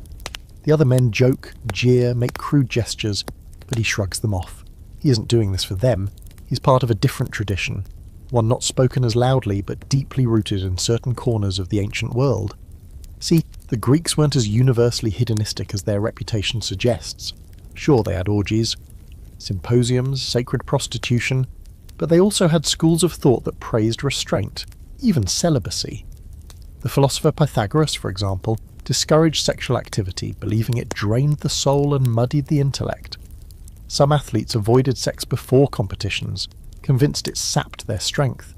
And then there were warriors like Cleon, who believed abstaining sharpened focus, clarified purpose, a kind of spiritual edge before entering the chaos of war. There's even an odd historical footnote about Spartan soldiers being forbidden from sleeping with their wives too frequently, lest their passion make them soft. Soft hearts make soft swords, apparently. Cleon shows you a small token he carries, an amulet shaped like a spearhead wrapped in twine. "It was my brother's," he says. He died before he ever touched a woman. They said that's why the gods took him, but I think maybe he was chosen. You don't know how to respond to that. You're not sure anyone does, but you sit with him as the sky darkens and the camp grows quiet, fires flickering like nervous stars. Here's a fringe detail. While female virginity was obsessively monitored and mythologized, male virginity wasn't exactly taboo, but it was definitely not cool. In Homeric epics, heroes are expected to sow some serious wild oats before they die gloriously. But there's a strange reverence too, for untouched warriors, men who dedicate themselves so fully to battle or the gods that earthly pleasures become distractions. Think of Achilles, who, depending on the version, is either passionately entangled with Patroclus or almost childlike in his detachment. A man too pure or too rage-filled for intimacy. That's the tension. The Greeks respected desire, but they also feared it. Feared that it could unman a warrior, distract a thinker, derail a life meant for greatness. Self-control wasn't just a virtue, it was a weapon.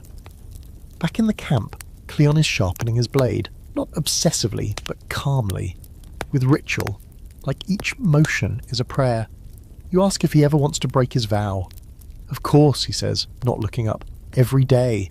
He pauses, then adds, but if I die tomorrow, at least I'll be remembered for something, not just another man chasing softness. You don't know whether to admire him or feel sorry for him, maybe both. The other soldiers call to him, battle drills. He nods to you, tucks the amulet back into his tunic and jogs off. You watch him vanish into the sea of clashing shields and shouting men, just another form in the blur. And you're left alone with a thought that stings more than you expect. In a world that prized control, maybe the most radical form of sexuality while it was refusing to use it at all, some scholars have argued that the concept of male virginity in the ancient world was less about purity and more about potential. An untouched man was a blank slate, untamed, unbound, dangerous. He had nothing to lose. Others suggest it was linked to ritual sacrifice, a pure offering, a body unspoiled by the complications of love or lust. Which feels creepy, yes, but not far off from how some epics treat their youngest, brightest heroes, doomed from the moment they shine. You stare into the fire as the night creeps deeper. Somewhere Cleon is dreaming of glory, or not dreaming at all. You think about the pressure he carries, not just to fight, but to not fall, not to give in, not to touch or be touched. He is his own fortress, untouched walls, unstormed gates, and maybe, just maybe, that makes him lonelier than even he realizes. You lie back on the cool earth, staring at stars that haven't moved in millennia. You've seen desire used as worship, as manipulation, as communion.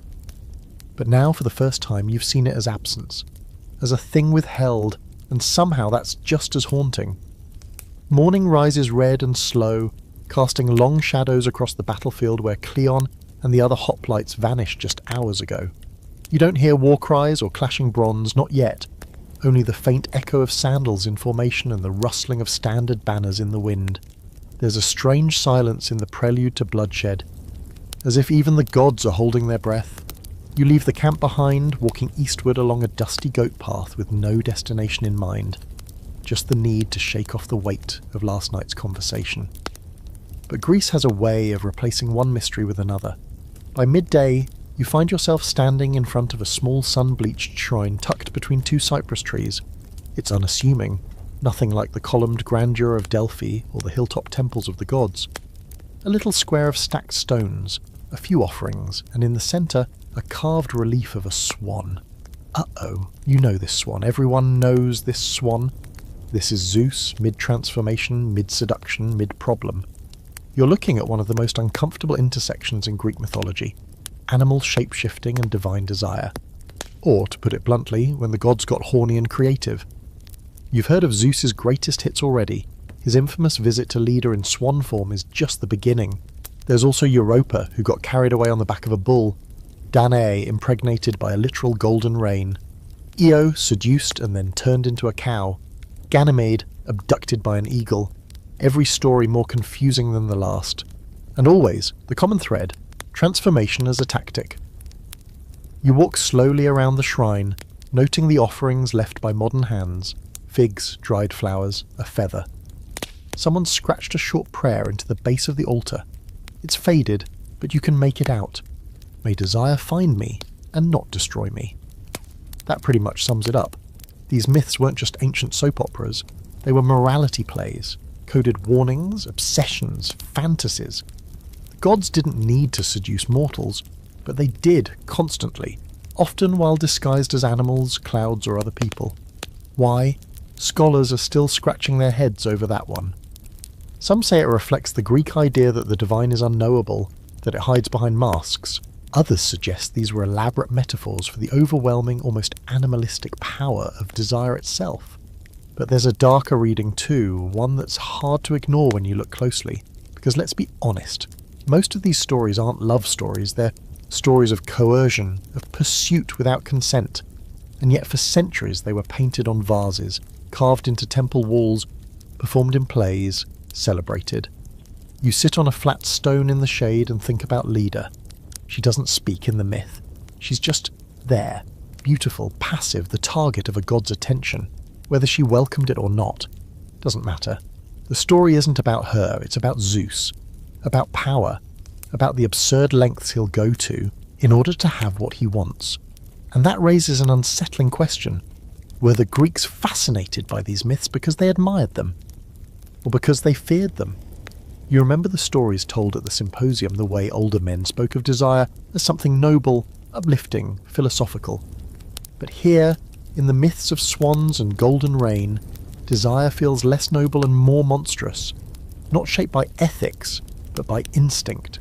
Divine instinct, which somehow was allowed to supersede mortal will. A quirky side note, some ancient Greek cults actually worshipped Zeus specifically in his animal forms. There were rituals to Zeus Lycaios, Zeus of the wolf, and temples featuring artwork of his shape-shifted exploits. In some local festivals, people even wore animal masks, dancing through the streets in celebration of these mythic moments. Whether they were mocking, reenacting, or secretly hoping to be chosen, well, that's unclear. And the mortals on the receiving end of these transformations, they were almost always women. Mortals, powerless. Or in Ganymede's case, a beautiful boy with no say in the matter. Desire flowed downward in Greek myth. Gods onto mortals, men onto women, older onto younger. Consent was rarely part of the narrative. It wasn't about love. It was about reach, about which hands got to grasp and which bodies were expected to bend. You run your fingers along the feather someone left behind and think about how often the Greeks described passion as madness. Eros wasn't gentle. He struck like a weapon. He upended order. Even the gods weren't safe from him. Ares and Aphrodite, Zeus and Hera, Hades and Persephone. No one loved calmly in Greek myth. They lusted, they pursued, they burned. But you also start to notice something else, something that complicates all this further. The way the victims in these stories are later elevated. Leda becomes the mother of Helen, the most beautiful woman in the world. Danae births Perseus. Europa's name lives on in a continent. Their suffering becomes legacy, which is a very Greek way of justifying trauma. Turn it into myth, then turn myth into meaning. The wind picks up, rustling through the cypress trees. You close your eyes and try to imagine what it felt like to be Leda, walking by a river, watching a swan land gracefully in the reeds, not knowing that a god was hidden inside its feathers. And then, what? A touch. A sudden shushift. A confusion that never clears. Or maybe the myth is the confusion itself, a way of naming the unnameable, of talking around something too uncomfortable to say directly. You open your eyes and glance again at the prayer carved into the altar. May desire find me and not destroy me. It's a fragile hope, but an honest one. You stand or brush dust from your clothes and leave the swan shrine behind. The road stretches ahead, golden and sun-drenched, but somehow heavier than before. You've seen love as discipline, sex as ritual, virginity as virtue. And now, desire as distortion. An act of transformation, yes, but not always one you choose. The sun is high again, beating down on the back of your neck like a relentless reminder that Greece is as much a land of fire as it is of myth. You walk with dust clinging to your feet, the image of Zeus as a swan still fluttering through your thoughts like a half-remembered fever dream. You've started to recognise the patterns now, the way desire in ancient Greece tends to arrive cloaked, animal-shaped, divine and irresistible. But today's stop takes you to a darker corner of that obsession. where the line between magic and manipulation blurs, and love becomes a battlefield fought with whispers, wax, and the occasional human tooth. Welcome to the realm of katadesmoi, the Greek curse tablets, specifically the erotic ones. You find the first one buried literally in a graveyard outside a dusty provincial town. The earth is loose here, picked over by centuries of farmers, looters, and careless archaeologists. But the tablet is still intact, a thin sheet of lead folded over like a private note, etched with shaky but furious handwriting. Someone's desperate plea to bind the desire of another person, to make them come, to make them stay, to make them suffer if they refuse. This is not a love poem, it's a weapon. You sit on a nearby stone and unroll a translated version, carefully copied by some long-dead scholar with an eye for the illicit. The words are painful, furious, trembling with lust. The writer calls upon the underworld gods, Hecate, Hermes Chthonios, sometimes even Persephone herself, to help them tie the will of another person, usually a romantic target, to their own. These were known as Eros-binding spells, and they weren't subtle. I bind Sostratos to me, to burn with desire until he cannot eat, sleep, or think of anything but me. May his eyes only see my face, may his loins be inflamed. May he feel pain if he looks at another. You flinch just a little, because it's familiar, isn't it? That aching kind of wanting, the kind you don't know what to do with, the kind that makes you say things, please look at me just once more, into pillows and empty wine cups. The only difference is, the Greeks weren't shy about outsourcing the dirty work to the gods, or the dead. These curse tablets were often buried in graves, wells, or hidden beneath thresholds, any place where spirits might hover, or the earth might act as a conduit. Some even came with dolls, figures made of wax, clay, or lead, sometimes pierced with nails or bound with string. One was found in a woman's grave clutching a figurine and a note. Bring him to me tied and weeping. Romantic, no. Powerful, absolutely. The scholars argue over who used these spells the most. Some say men, trying to control the women who spurned them. Others argue women turned to magic because it was one of the few tools of influence available to them in a society where public agency was limited. Either way, these weren't the actions of people feeling powerful. They were the desperate attempts of people without power, people sidelined, rejected, forgotten. And that makes them kind of heartbreaking. You find a second tablet tucked behind a shrine to Aphrodite. This one is different, written in gentler language. Less command, more plea. The scribe begs the goddess not to force the other person into love, but to reveal the love that's surely already there. Let her know what I know. Let her feel what I feel. No threats, just aching hope. You wonder if the spell ever worked. If the woman in question ever showed up at the caster's door, touched by some divine nudge. Of course, the Greeks weren't the only ones with love spells, but they made a whole genre out of them. Entire scrolls were filled with incantations, recipes. Really, mix the blood of a bat with ash from a wedding torch. Whisper the name of your beloved into the wind on the third night of the waxing moon. Tie a strand of their hair around a black stone and bury it under your bed. Do it wrong, and the desire might come back to you like a boomerang, distorted and punishing. There was always risk. No spell came without consequence. One wrong word, one careless burial site, and you might end up with something far worse than unrequited love. Madness, obsession, death. In a fringe example, there's an old legend about a man who cursed his ex-lover to never enjoy another's touch. The spell worked. Too well. She wasted away, sick with invisible fire, unable to rest. He tried to undo it, but the gods weren't interested in second chances.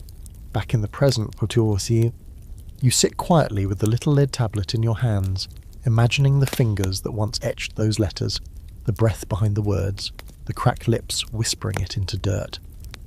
And it strikes you that so many of these curses sound less like hatred and more like longing twisted out of shape. Like love that curdled into possession, which raises the uncomfortable question. How often does desire turn toward control? Where does passion end and coercion begin? You think back to all the stories you've heard. Zeus disguised and descending. Aphrodite manipulating hearts with golden girdles. Even the humble human lovers wielding spells not out of cruelty but out of desperation. No one wants to be powerless in love, especially not the Greeks, and yet, in their relentless effort to make someone feel what they felt, to bind hearts and bodies like furniture, they revealed something strangely universal. Love is terrifying. Not just the pain of rejection, but the vulnerability of it, the exposure, to want someone and not be wanted back. It's a kind of death. So they whispered to the gods, or to the dirt, or to the grave, "Make them want me, make them see me, please." The wind kicks up around you, lifting a cloud of dust. You bury the tablet again, not because you believe in the curse, but because it feels wrong to keep it, like carrying someone else's heartbreak in your pocket. You walk on past olive trees and lizards sunning on cracked stone, and you realise you're not leaving these spells behind so much as carrying them with you, because we still do this, don't we? The candle rituals, the desperate texts, the social media stalking, the whispered what-ifs into the darkness. Maybe we don't write the names on lead anymore, but we write them somewhere, on our mirrors, on our skin, in the hollow part of our chest. The Greeks just had the honesty to call it magic. You walk until your feet ache, until the roads turn from dusty to damp, and the air changes from dry olive and sun-scorched stone to something cooler, saltier. You've reached the sea again. Not a port this time, not a raucous harbour bustling with merchants shouting over crates of figs and fish.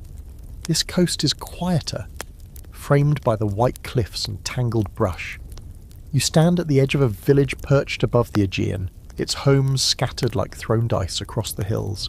And here, rising in the distance like a stone secret, is the island of Lesbos. You've heard the rumours already, everyone has, that the women here are different, that they speak in honeyed verses and sleep tangled together beneath the stars, that they compose songs with their fingertips and teach each other more than music. But none of that prepares you for Sappho. Her name is a myth, a whisper, a footnote in trembling scripts. The ancient Greeks called her the 10th Muse. Later scholars couldn't decide whether to praise her or erase her. Some admired her for inventing a new poetic form. Others flinched at what she said so plainly, that love between women wasn't a crime or an accident, it was an ache, a flame, a fact. You don't meet Sappho herself, of course. She's long gone, scattered to the winds and burned into fragments by fire, time and Christian censors. But you find echoes of her everywhere, in the ruins of a school where she supposedly taught young women poetry and music, in the gardens blooming with myrtle and thyme, and in the scrolls passed from hand to trembling hand, filled with words that still sting like wine in an empty stomach. You sit in a stone courtyard surrounded by women, students, poets, priestesses, skeptics. One of them reads from a fragile scrap of papyrus, her voice low and reverent. He seems to me equal to the gods, that man who sits across from you face to face listening to your sweet voice and lovely laughter. Oh, it makes my heart flutter in my chest. There's silence after that. Not out of discomfort, but reverence. No giggling, no smirks. Just the slow exhale of everyone thinking, yes, I felt that. Here's the truth the myths never told you. The Greeks had no neat category for lesbianism. There was no word that matched what we mean by it today. Female-female desire wasn't outlawed exactly, but it wasn't celebrated either. It was overlooked, or wrapped in metaphor. If it didn't produce heirs, it didn't threaten the patriarchy, so women could whisper, could write, could touch in the shadows. As long as no one made a fuss, Sappho made a fuss. She wrote openly of her longing, her jealousy, her despair. Not always to named lovers, but often to unnamed yous, the kind that feel achingly universal. She wrote about soft hands, about the tremble in her knees, about the way desire could make her tongue stop working. There's nothing abstract about it. She's not hiding behind metaphor. She's telling you, I want her, I love her, I'm undone, and yet only fragments of her work survive, roughly 650 poems reduced to a handful of verses. The rest, lost, burned, or reimagined by later translators who couldn't bear to leave the she in her love poems intact. They swapped pronouns like it was housekeeping, turned her desire into something safe, something that could pass as devotion, not attraction. It's still happening. You talk to one of the women at the courtyard's edge. She tells you about how even now, scholars debate whether Sappho was really a lesbian. Maybe she was writing metaphor. Maybe her school was purely academic. Maybe the word love meant something different. Anything, really, to avoid saying the obvious. She lived on an island full of women, the woman says. She wrote poems about how much she missed their touch, and we're still asking if she liked girls. You nod, point taken, and yet there's also tenderness in the mystery, the lack of hard definition. Maybe that's part of Sappho's power. She resists clarity. She doesn't give you a manifesto, she gives you a heartbeat. A shiver. A line that ends too soon and leaves you haunted for the rest of the page. There's one story that stands out though, one that's hard to ignore, the myth of her suicide. Supposedly, Sappho leapt to her death from the cliffs of Leucadia over unrequited love for a ferryman named Phaon. It's a neat little tragedy, perfectly Greek, but also suspicious. Most modern historians think the whole thing was made up, a later attempt to straighten her legacy, to fit her into the mould of noble heartbreak, as if she couldn't just love women, as if she needed a man to die over. You walk to the edge of a cliff anyway, not Leucadia, but close enough. The sea spreads out before you, glittering and infinite. You imagine her here, Sappho, feet bare, scroll in hand, composing not for fame, but for the unbearable weight of her own chest. You can almost hear her voice in the wind. Love shook my soul like the wind on the mountain falling on oaks. You don't need to know who she meant. You already know. One quirky fact. In ancient Sparta, brides would sometimes sing Sappho's verses during pre-wedding rituals. Yes, even when marrying men. The irony's rich. A poet whose work drips with longing for women being used to usher girls into heterosexual marriage. But maybe it was a wink. A silent rebellion dressed up as tradition. You leave Lesbos with your bag heavier, not from souvenirs, but from fragments, lines, glances, that feeling that someone once said exactly what you feel, and you didn't even know it had been written down. That's what Sappho gives you. Not answers, but permission. And maybe that's enough. You leave Lesbos with your head full of wind and poetry, carrying Sappho's fragments in your chest like loose stones. There's something about her voice, what little survives of it, that stays with you longer than the louder myths. It's not just the longing or the beauty, though those are plenty. It's the fact that she dared to name desire in a world that tried to fold it into metaphors and look the other way. But as the waves fade behind you, so does that softness. Because the next place on your path is louder, rawer, and let's just say a lot more exposed. You're heading to Olympia, but not for the temples or the statues. You're going for the naked men, specifically the athletes. You step onto the training grounds just after dawn, and they're already there, young, oiled, and glistening like the covers of romance novels that haven't been invented yet. There's nothing coy about it. Everyone's naked. Completely, not a fig leaf in sight. And no, it's not a kink, it's the standard. The Greek word gymnos literally means naked, which is where we get gymnasium. So yes, every time you groan your way through a treadmill session, you're participating in a long tradition of sweaty public body worship. Minus the nudity, probably. You sit near a row of low benches, trying not to look like a pervert while men of every height and shade stretch, grapple, and sprint. There's a formality to it, but it's also clearly about showing off. They flex, they admire one another. They make casual bets and laugh at the losers. It's part sport, part ritual, and part social performance. In Greek culture, the male body was more than admired. It was idealized. The Kouros statues, those smooth, stylized youths carved in perfect symmetry, weren't just art. They were the blueprint. Beauty was equated with goodness, morality, even divine favor. If you looked like a god, maybe you were chosen by one. Of course, this admiration wasn't just aesthetic, it bled into the erotic. You already saw it in the symposiums and the warrior mentorships, but here, in the gymnasium, it's almost absurdly open. You overhear one man compliment another's thighs with the kind of language usually reserved for wine tastings, full, firm, and with excellent finish. You can't tell if he's flirting or recruiting for a wrestling team. But what strikes you most isn't the nudity, it's the lack of shame. No one's hiding, no one's posturing, okay, maybe a little, but not in the self-conscious way you're used to. These men have trained their bodies, and now they're on display, not just for personal glory, but as symbols of the city-state itself. A beautiful citizen was seen as a reflection of a healthy society. So when these men competed nude in the Olympic Games, they weren't just athletes, they were living propaganda. That said, things weren't exactly equal across the board. Women weren't allowed to watch the games, at all. Married women caught in the crowd could be put to death, which is wild, considering women had their own version of the Olympics, sort of. The Heraean Games, held in honour of Hera, featured female foot races, but the athletes wore tunics, short, yes, but not nothing. The body was never neutral, it always said something, and in this world, male nudity was strength. Female nudity, complicated. You remember hearing about an exception to the rule? A woman named Calipatera disguised herself as a man to watch her son compete. When he won, she leapt over the barrier to celebrate, and her robes slipped. Scandal. But instead of punishing her, they let her go, because her whole family had a tradition of Olympic winners. After that, though, all trainers had to be naked too, just in case. Leave it to the Greeks to solve a gender problem with more nudity. But here's where things get interesting. Public nudity in Greek culture wasn't universally accepted from the beginning. In Homeric times, athletes wore loincloths. It wasn't until the 6th century BCE that the full nude tradition took hold. Some say it started when an athlete lost his loincloth during a race, won anyway, and everyone realised, hey, maybe this is better. Functional and fashionable. There were critics, though.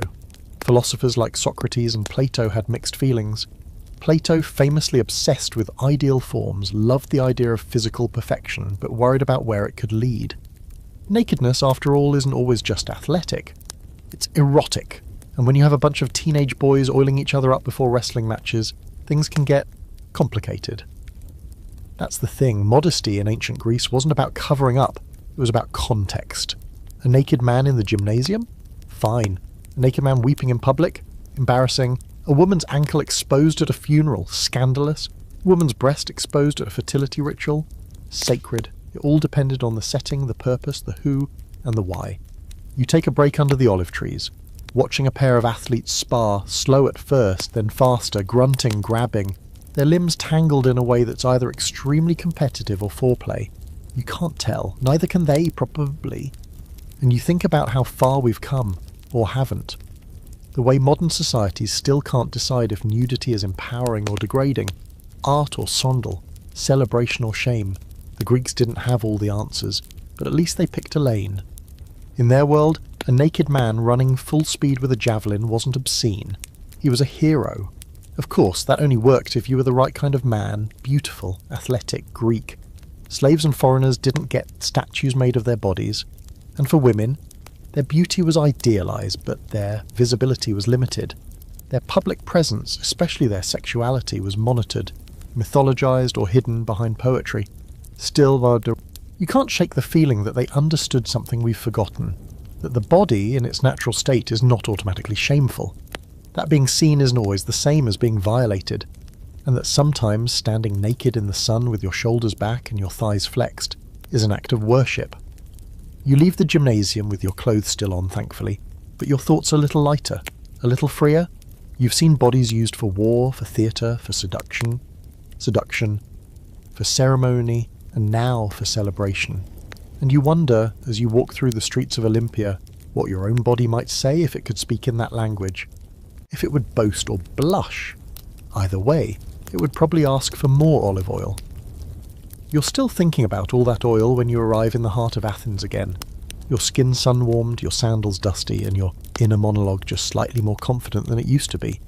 You've seen sacred sex, forbidden desires, oiled-up gymnasts and women hurling pig rot at the soil in Demeter's name, and somehow all of it fits together, like fragments of a mosaic slowly revealing an image that refuses to be respectable. But tonight, the gods aren't your destination, nor are the athletes, the oracles, or the priestesses. Tonight, you're headed for the theatre, and not just any theatre. You're walking straight into a sex comedy. Don't expect subtlety. The Theatre of Dionysus hugs the southern slope of the Acropolis like a lazy thought, open to the sky, its stone benches worn smooth by centuries of audiences who came for catharsis and left with wine breath and sore ribs. You take a seat among them now, tucked between a mustachioed merchant snoring gently to your left, and a young couple feeding each other olives to your right. The crowd is buzzing, not with reverence but with anticipation. They're here for the rude stuff, the bawdy stuff. The kind of show that makes polite dinner conversation extremely awkward the next day. A man steps onto the stage in a tunic that's clearly 2 sizes too short. He's wearing a giant leather phallus strapped to his waist, comically large, flopping with every step. The crowd erupts in laughter before he even opens his mouth. You try not to stare. You fail. Welcome to old comedy. This genre, loud, raunchy, and politically fearless, flourished in 5th century BC Athens and wasn't just tolerated. It was celebrated. No one was safe. Politicians, poets, philosophers, and gods all got skewered with equal enthusiasm. But what modern audiences often forget is that these plays weren't just crude, they were wildly sexual, and deliberately so. The play begins with a monologue about a man who's lost his wife because he was too cheap to buy her decent sandals. Then it quickly devolves into a plot involving a talking sausage, a seductive chorus of dancing vegetables, and a donkey that may or may not be pregnant with Zeus's love child. You blink, you gape, you laugh once you get past the surrealism, and the penis jokes, endless. Ancient Greek comedies were famous for phalloi, those exaggerated props used not just for laughs but for symbolic power. A big one suggested virility, charisma, political superiority. A floppy one, ridicule, impotence, incompetence. The audience judged characters as much by the tilt of their stage genitals as by their dialogue. Subtlety was not the point. Aristophanes, the comedic king of the era, specialised in this kind of highbrow smut. His plays, Lysistrata, the clouds, the frogs, are packed with sexual wordplay, absurd situations, and genuinely sharp social commentary. In Lysistrata, women band together and refuse to have sex with their husbands until they end a war. That's the entire plot, and it's treated both as comedy and revolutionary statement. Imagine a modern play where an all-women sex strike brings down the Pentagon. That's the vibe. But it wasn't just about cheap laughs or civic protest. Sex in comedy was a way to crack open deeper truths. The body was funny, yes, but it was also political. Who could touch whom? Who controlled desire? Whose pleasure mattered? All of these were up for debate, right there on the stage in front of everyone. Even the front row city officials, probably blushing behind their togas. There's a scholarly debate about whether this level of openness reflected real-life behaviour, or if it was theatrical fantasy. Were Athenians actually this relaxed about sex? Or was comedy the only socially acceptable place to process what couldn't be said elsewhere? Some argue that these plays acted as pressure valves, letting citizens release tension and taboo through laughter. Others believe the constant stream of phallic humour reveals a culture genuinely obsessed with sexual dynamics, more honest, less polite. What's clear is that audiences loved it. Even during times of war, plague, or political unrest, the theatres were packed. Laughter wasn't just entertainment, it was survival, and sex, no matter how awkward, ridiculous, or exaggerated, was part of the human condition. To mock it was to humanise it. A particularly memorable scene unfolds on stage now. A character disguised as a woman attempts to seduce a politician using a magic ointment made from goat fat and figs. When he accidentally rubs it on the wrong spot, his genitals inflate to grotesque proportions, causing him to float off the stage like a balloon. The audience howls. Someone next to you wheezes, tears streaming down his face. The merchant wakes from his nap, sees the giant floating phallus, and immediately starts clapping. It's chaos, and it's perfect. You take a moment to look around. The audience is made up of all classes, farmers, aristocrats, fishmongers, kids who are definitely too young for this, old women shouting commentary mid-performance. Everyone is here, and no one's pretending to be shocked. Because this is catharsis, not the tragic kind where you watch a hero fall nobly into death. No, this is the kind where you see your neighbour get mocked for snoring during sex and feel just a little better about your own misadventures.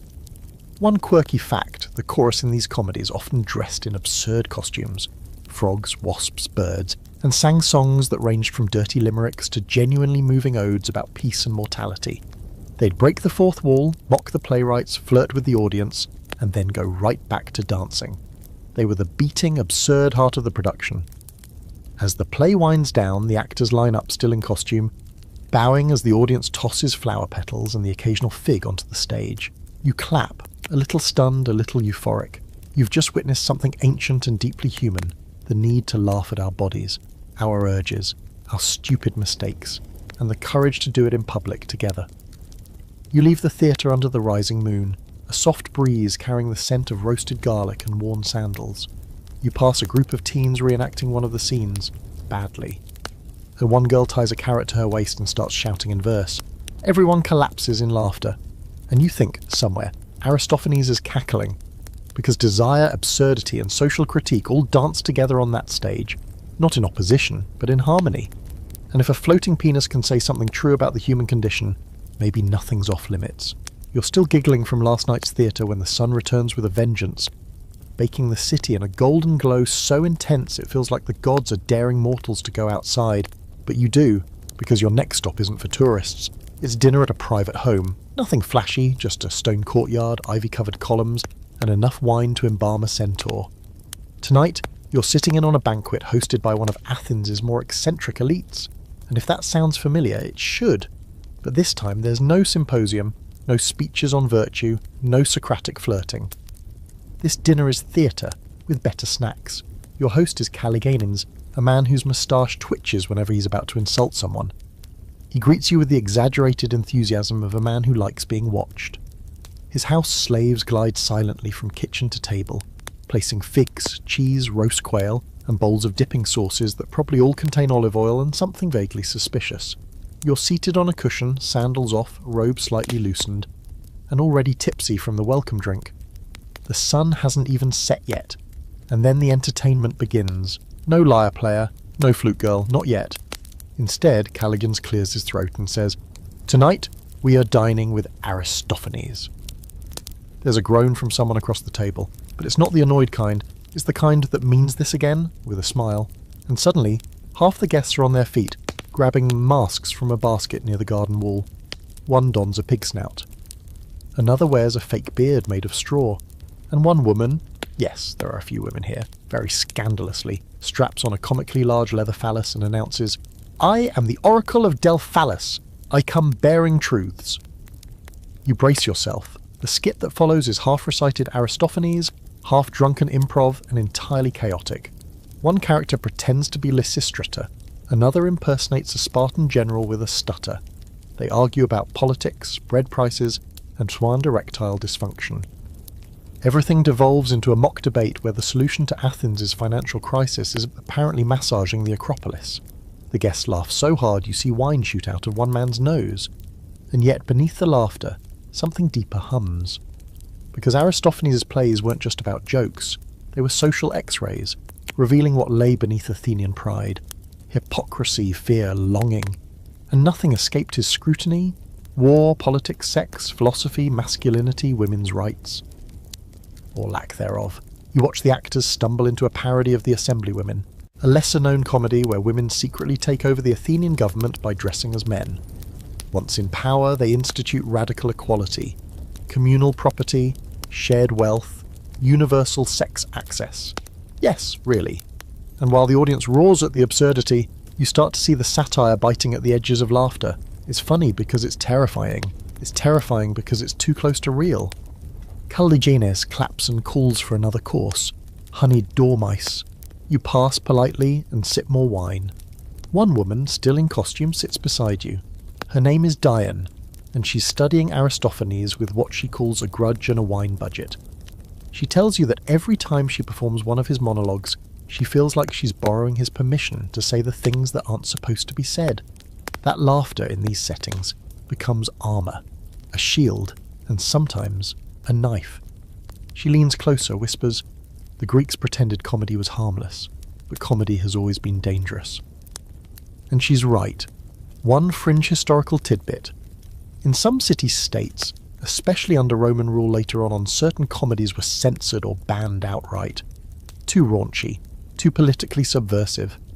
And yet in Athens, during the height of democracy, they were encouraged. It's as if the city believed that true freedom meant the freedom to mock itself.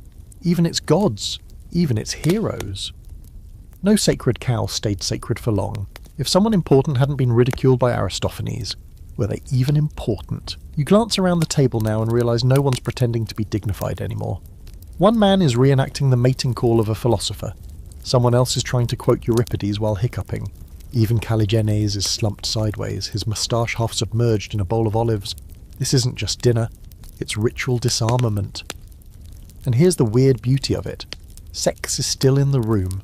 Always. It's in the jokes, the props, the lingering looks exchanged across wine cups. But it's not there for titillation. It's not there to impress or conquer. It's there because it's human, ridiculous, necessary. Comedy lets it be all those things at once. You think back to the theatre, to the floating phallus, the pregnant donkey, the sausage politician. All of it seemed absurd. But it also said something truer than most philosophy lectures. that sometimes the most honest things you can say are the ones that make people laugh. As the night wears on, the skits slow, the food dwindles, and someone starts singing a bawdy hymn to Aphrodite, half prayer, half punchline. You lie back against your cushion, stomach full, face flushed, heart oddly light. The moon hangs above like an audience member who never leaves, watching, amused, unimpressed. And you realise that sex in ancient Greece wasn't always sacred, scandalous, or spiritual. Sometimes it was just funny. The stories, the satire, the social commentary wrapped in innuendo, they weren't meant to instruct. They were meant to reflect. To throw your own nonsense back at you until you either cried or laughed it out. You leave the banquet long after midnight, your steps uneven, your grin stubborn. A line from the play echoes in your ears, slurred but memorable. Let the gods have Olympus, we have wine and thighs. Fair trade, honestly. Morning hits you like a leftover amphora to the skull, slightly warm, definitely too loud and full of regret. Your head is thick with the aftermath of wine and comedic innuendo, and for a moment you consider sleeping under the olive tree you've found yourself beneath. But Greece waits for no one, not even hungover time travellers, so you pull yourself together, sip something that vaguely resembles tea and vaguely resembles punishment, and follow the dusty road to your next destination. You're not sure what you're looking for until you realise you're chasing Aphrodite again. She's been following you this whole time, hasn't she? The goddess of love, beauty, sex, chaos. Sometimes she's a statue, other times a whisper in a woman's laugh. She's the incense smoke in the Thesmophoria, the salt on Sappho's tongue, the reason someone scribbled desperate curses on lead tablets and buried them with the dead. She is everywhere, and today you're visiting one of her oldest sanctuaries, an ancient temple not marked by grandeur, but by what people left behind. You arrive in Pavos, on the island of Cyprus, Aphrodite's mythical birthplace. Here, the sea foams not with romance, but with raw, relentless force, crashing against black volcanic rock in a way that feels entirely personal. You remember the myth? She emerged from the waves after Kronos castrated Uranus and tossed his severed genitals into the sea. Yeah, romantic origin stories weren't exactly the Greek's strong suit. You walk along the beach, your feet sinking into wet sand as you approach what's left of her first sanctuary. It's mostly ruins now, crumbling columns, scattered altars, shards of pottery half buried in the grass. But there's still something alive here, a pulse under the earth. You step onto the worn stones and immediately feel it. This wasn't a place for quiet devotion. This was a place for rituals, for ceremonies, for offerings, and not just candles and flowers. You kneel near one of the outer altars and spot a fragment of terracotta shaped like a breast. At first you think it's parts of a statue, but then you notice another, and another, then a phallus. Dozens, maybe hundreds of votive offerings, all shaped like body parts. Breasts, genitals, hips, thighs. Left here millennia ago as tributes to Aphrodite. This is how people prayed to her, not just with words but with pieces of the body. Sometimes literal representations, sometimes symbolic ones. They weren't asking for favours exactly. They were asking to be seen, to be healed, to be loved, to be desired. Some archaeologists argue these were anatomical votives offered in hopes of curing ailments, infertility, impotence, infections, but the sheer eroticism of the shapes suggests something deeper. These weren't offerings made in shame, they were made with pride. A woman leaves a carved clay breast and asks Aphrodite to make her irresistible. A man leaves a phallus and asks for strength, virility, maybe just some extra luck at the next festival. And here's where the fringe detail drops in. In some regions, couples left paired offerings, one part each, linked with thread or inscriptions. Sometimes they added locks of hair or bits of jewellery. It wasn't just about individual healing. It was about binding themselves together in front of the goddess, as if to say, we want this, let it last. You sit back and look around at all the fragmented terracotta body parts. It's weird, it's beautiful, it's honest, because what is love if not a collection of vulnerable pieces? Later, as you wander the sanctuary grounds, you stumble across a stone basin filled with still water. Once this was where priestesses would wash the offerings, or maybe the devotees themselves. Water, after all, was sacred to Aphrodite, her birthplace, her element, her mirror. You lean over and catch your reflection, half melted by the ripples, and for a moment she's there. Not Aphrodite as marble goddess, not the distant beauty immortalized in statues, but something else, a flicker in the eyes, a curve of the mouth, a presence that feels entirely personal, entirely yours. You sit with that feeling for a while. Here's something odd. Unlike many gods, Aphrodite had few temples built for grand spectacle. Her shrines were often modest, tucked near springs, coastal cliffs, places where earth and water met. Some scholars think this was deliberate, that Aphrodite didn't want towering columns or towering sermons. She wanted something more intimate, closer to skin than to sky. You think back on all the places you've met her so far. Corinth, in the temple said to house sacred sex workers. Lesbos in the verses of Woman Who Bled poetry. Athens, in the middle of a sex comedy. She's never been far, and always a little unexpected.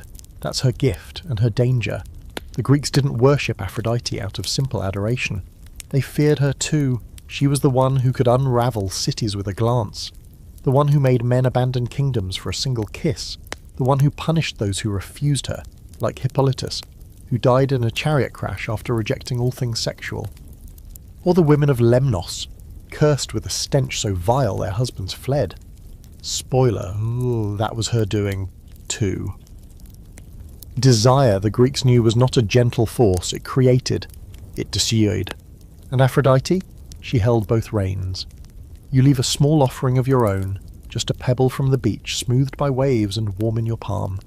You place it beside the broken phallus and whisper something you don't quite want to admit, even to yourself. Maybe it's a hope, maybe a regret. Either way, it belongs here now. The sea is roaring louder as you walk back along the cliff. A group of young women passes you, each carrying a small jar. They're headed toward the sanctuary, laughing softly, skirts brushing against wild thyme. One turns to you and says, "You should have seen it at dusk. She glows." You believe her, because in a land where gods wear too many faces, Aphrodite wears them all. The lover, the destroyer, the healer, the joke, the curse, the prayer. And this temple, crumbling though it may be, still beats with her rhythm. Love in ancient Greece wasn't sweet. It wasn't pure, it was messy, strategic, ecstatic, devastating, and Aphrodite, whether invoked with terracotta breasts or whispered wishes, was the goddess who held that mess like a lover holds your name. You don't speak for a while as you walk inland again, your sandals quiet on the chalky path, the last trace of Aphrodite's sanctuary still clinging to you like the salt on your skin. It's strange how her presence stays even when the temple fades from view. She's a little like smoke that way, impossible to hold, impossible to forget. And now, as the hills begin to shift into pine and stone and the sea fades into memory behind you, you arrive somewhere colder, older and darker. Not in climate exactly, but in tone, because now you're heading underground. Literally. You've reached Eleusis, the shadowed city where Demeter's most secret mysteries were performed. But you're not here for agriculture this time. You're here for something far stranger. Initiation. The Eleusinian mysteries were the biggest spiritual event in ancient Greece. An exclusive, ticketed affair for the soul. Anyone could attend as long as they spoke Greek and hadn't committed murder. That was the bar. The rituals? Still a secret, even after 2,000 years, but rumours persist. Whispers about what really happened behind the veils and doors under the night sky. In the torchlit halls where gods were remembered and the dead were glimpsed. You're led by a woman named Megale. Tall and quiet, dressed in dark robes, she doesn't speak at first, just gestures for you to follow. Past olive groves, past silent pillars, down into the Telesterion, the great initiation hall where the mysteries reach their climax. It's not grand, not anymore, just stone walls and shadows, but there's something there, something dense in the air. You feel it settle on your chest, humming. "Leave behind what you think you know," Megale says finally, her voice soft. The mysteries weren't for learning, they were for unmaking, and unmaking is exactly what they did. The Eleusinian mysteries were centred on the myth of Demeter and Persephone. Yes, the same tale that launched the fertility festival you barely survived. But this version is quieter, more intimate, less pig rot, more existential dread. It's about descent, about Persephone's abduction into the underworld and her mother's grief, about what's lost and what returns. And sex, though never named, is everywhere in that myth. Hades didn't just kidnap Persephone, he took her as a bride. The implication was clear, she was initiated into womanhood not by choice but by force. And yet within the mysteries this wasn't treated as a moral failing. It was a metaphor for death, for transformation, for the brutal, necessary shift from innocence to experience. That's the thing no one says out loud. Sex, in Greek myth, often stands in for death. Or maybe the other way around. To enter another body is to lose part of yourself, to descend, to emerge changed. That's the initiation. The rites began with a walk, from Athens to Eleusis, miles on foot. Pilgrims fasted, bathed, carried torches. They offered piglets to the gods, then left them behind. They sang. They drank a potion called kykeon, a barley and mint brew that may or may not have contained hallucinogens. Then finally they entered the hall where something happened. And no one talks about it. Not because they couldn't, but because they wouldn't. To reveal the rites was punishable by death, and despite centuries of historians, philosophers, and drunks trying to spill the beans, no one ever did. What we do know is this. Initiates came out changed. They claimed to no longer fear death. They claimed to have seen something, perhaps Persephone herself, or the moment of her return, or something more symbolic, the divine cycle of life, death, and rebirth, mirrored in the womb and the tomb. You sit in the centre of the telesterion now, alone, but not alone. The room seems to breathe. You imagine the torches lining the walls, the murmurs of the crowd, the low rhythm of feet shuffling, robes rustling. And then, something. A sound, a light, a gesture, the myth made real, or the body made metaphor. One theory goes that a sacred object was revealed, a stalk of grain maybe, simple, but seen in the right moment after fasting, walking, drinking, believing, that grain becomes everything. Sex, death, resurrection, the thin thread that holds us together and pulls us forward. Another theory, Fringe whispered, is that sacred intercourse took place. Not orgies like people love to imagine, but symbolic union. A reenactment of Persephone's descent, of Hades' taking, of the seed entering the soil. Scholar poets and swindle chasers alike have speculated that a priest and priestess embodied the gods, performing a ritualized sexual act for the audience, not as pornography but as sacrament. No one can prove it, no one ever will, but sitting here in this cold stone silence you understand how it could be true. Because sex, at its deepest, is transformation. Not pleasure alone, not power alone, but crossing, from one self to another, from one life to another, from breath to something deeper. You think of Persephone, not the victim, not the flower-picking maiden, but the queen of the underworld. The one who swallowed the pomegranate, who chose or didn't choose, but lived anyway. She isn't rescued. She returns, changed. That's what the mysteries offered, not innocence, but survival. Megale returns, carrying a torch now. She doesn't speak, but she looks at you for a long time, then holds out her hand. You follow upon her back to the surface. The sky has gone red with dusk, the sun lowering behind the hills like a coin sinking into a dark well. Before you go, she places a small object in your hand. It's warm, rounded, a carved pomegranate seed.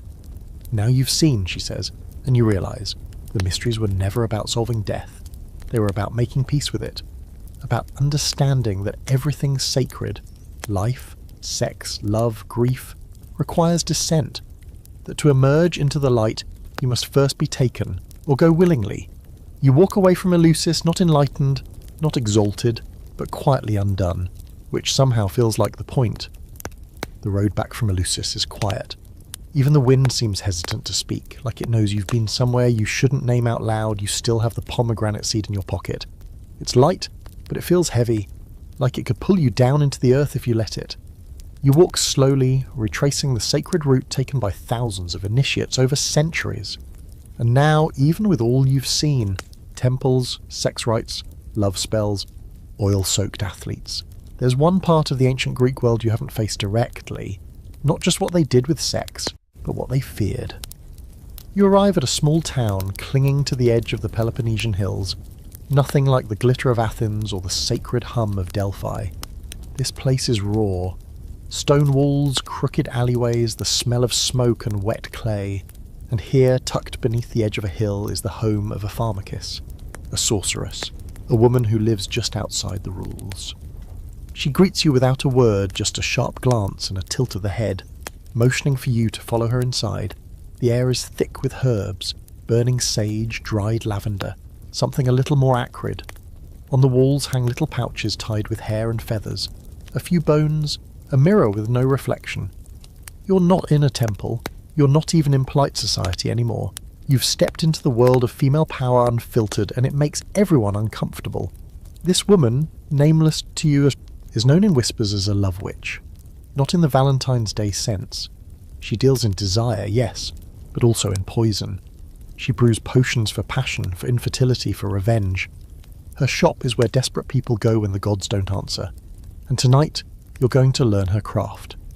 She places a bowl between you and begins to mix something dark. A root is crushed, a red powder stirred, honey added to bind it. As she works, she tells you, without looking up, that the line between medicine and magic has always been imaginary. The same plant that stops a womb can make someone fall in love, or hallucinate, or sleep forever. It all depends on the dose, and your intention.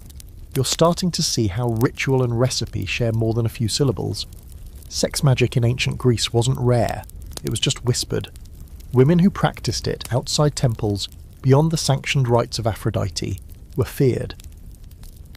They didn't ask the gods, they didn't wait for husbands. They bent reality with their own hands, which made them useful and dangerous. One common spell involved tying knots, binding spells again, but this time, instead of lead tablets buried with corpses, these were worn against the skin, braided threads tied to the thigh or wrist, infused with oils, whispering desire with every step. The witch tells you that her grandmother used to make them for girls, hoping to keep the attention of married lovers. She laughs, low and dry. It didn't always work. Sometimes they stuck too well. You're shown a jar of what looks like beeswax. It's infused with herbs, and according to the witch, it's meant to soften the threshold. You don't ask which one. She shrugs, then mutters something about pleasure as persuasion, and you suddenly feel like an amateur. What strikes you, though, isn't the shock factor, it's how matter-of-fact she is. None of this is presented as scandal, it's craft. Knowledge passed down like sourdough starter, taught in kitchens, not academies. This is sex divorced from shame.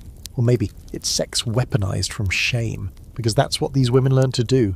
Survive in a world where they were valued for their bodies and then punished for using them.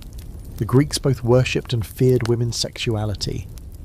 They built temples to Aphrodite and told stories about dangerous enchantresses. Think Circe. Think Medea, women who used their sexuality not just to seduce but to transform and destroy. Circe turns men into pigs. Medea burns the world down for betrayal. Both punished not because they were witches, but because they were uncontrollable. And the love witch you're with now, she knows that's the real threat. Not sex itself, but women who direct it. Women who don't wait for permission. There's a scroll on her shelf filled with old writing, spells, ingredients, symbols for Venus, Mars, Mercury. You run your fingers along the edge and ask if she ever wrote her own. She smiles. Once, but it worked too well. And that's all she says. She hands you a pouch before you leave. Inside is a dried flower, dark red, twisted, and a note. Crush under Moorish, under moonlight. Do not speak. You laugh until you realise she's not joking. Back outside, the night has dropped like a curtain. The stars are thick, the road feels narrower. And you think again about how every culture has its witches, its wild women who know just a little too much. The Greeks dressed theirs in myth, in mockery, in tragedy, but they never forgot them, and they never truly erased them. One scholarly debate lingers. Were these witches real? Or were they projections, myths born of male anxiety? Maybe both. Maybe the Pharmakeys was just the village herbalist. Or maybe she was a conduit for every fear men had about being undone by women who didn't follow the script.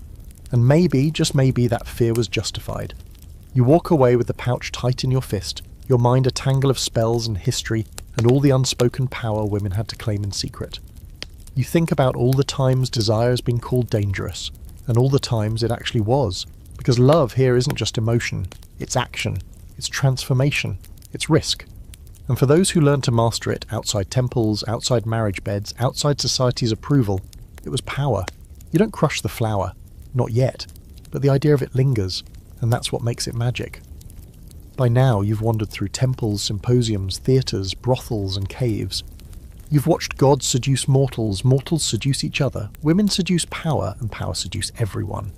You've met poets and prostitutes, virgins and warriors, priests, witches, and comic actors with £10 phalluses strapped to their waists. Ancient Greece hasn't just opened its bedroom to you, it's pulled you into its bear, whispered in your ear, and then asked what you're doing in the morning. But there's one last place you need to go, not to learn something new exactly, but to see how it ends, because even sex has a finale, and in Greece it usually involves a funeral. You arrive in a quiet town near the outskirts of Boeotia. The hills roll softly here, dotted with cypress trees and low stone tombs. There's a funeral procession moving slowly down the road, women in black robes, men with downcast eyes, and a flute player filling the air with notes so sorrowful they sound like scenes. You're not part of the funeral, but no one stops you from following. Grief, like everything else here, is communal. The body belongs to a man named Menandros, an old poet who, according to whispers, was more famous for his lovers than his verses. His wife walks ahead, but so does the young man you don't recognise, tall, tense with red-rimmed eyes. You wonder if he's the apprentice, or something more. The procession leads to the family tomb. A priest steps forward to offer a eulogy, the usual stuff, noble, wise, beloved. Then unexpectedly a woman steps up. Her voice is low and strong, and her words are nothing like the priest's. She speaks of Menandros not as an idea, but as a body. She describes his laughter, his hands, the way he danced even when no music played. She says, his life was not measured in drachma or honour, but in touch, and in who he dared to love. There's a beat of silence. No one looks at each other. The priest clears his throat awkwardly, and then she finishes, "May the dead be remembered whole." And just like that you realise, the ancient Greeks, for all their rituals and categories, could never quite decide what to do with desire after death.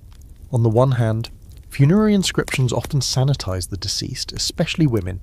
A wife might be described as modest, loyal, and silent, whether she actually was or not. You could live a scandalous, sensual life and still be remembered as a paragon of virtue, if your family had the right stonemason. But on the other hand, there were the grave reliefs, the epitaphs that slipped past the censors.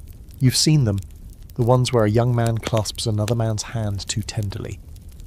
The ones where a woman stares out, not demure, but knowing. They didn't erase desire completely, they just tried to tame it in marble. You walk through the graveyard after the crowd has gone, studying the stelae. Here's one, a young woman with a dove in her hand and a slight smile. The inscription reads, "To Callisto, who sang even when the lyre broke." Below it, someone scratched in faint letters, "I kissed her once, under the fig tree." It's hard to tell when that was added, days after the funeral or centuries later. But either way, it's still here, and that's what matters. The Greeks believed that memory kept the soul alive, that to speak a name was to keep someone from fading completely. And love, physical, passionate, reckless love, was as much a part of someone's legacy as their noble deeds or well-bred children. The myth of Achilles and Patroclus, after all, doesn't just survive because of war. It survives because of grief. Because of how fiercely one man loved another. And that love had a body. One fringe discovery that still puzzles archaeologists. In a tomb near Corinth, they found two skeletons buried together, both male, arms interlocked, their grave goods including matched rings and a single lyre. No inscriptions, no explanation. Just the bones. But bones don't lie. Someone made sure they stayed together, even if no one wrote down why. Maybe they didn't need to. You sit beside one of the older tombs nowadays, where the stone is worn so smooth it looks like the shape of sleep. You think about everyone you've met, real or imagined, on this journey. The women tossing pigs into pits, the teenage boys avoiding sex to focus on battle glory, the poets spinning verse about laughter and skin, the lovers whispering names into dirt. They weren't just celebrating sex, they were clinging to it, using it as a form of memory, of rebellion, of permanence, because bodies rot, statues fall, cities burn. But love, at least the kind bold enough to touch another person fully, has a chance of being remembered, even if only in fragments. And so much of this has been fragments, hasn't it? Sappho's poems, half lost. The cursed tablets buried in forgotten wells, the scratched-in graffiti on the side of a bathhouse, a doll buried in a grave clutching someone's name, desire scattered like breadcrumbs across centuries. And yet, here you are, piecing it together. You stand and begin to walk away, past the quiet tombs, the sleeping stones, the olive trees leaning over the dead like old friends. The sun is beginning to dip again, throwing long shadows across the grass, and behind you the wind whispers through the cypress. The Greeks knew something we often forget, that sex and death are twin doors, that to love deeply is to brush against mortality, that every touch is a rehearsal for loss, and that maybe, just maybe, that's what makes it worth doing anyway. You don't say goodbye. You just walk forward, and somewhere behind you Aphrodite smiles,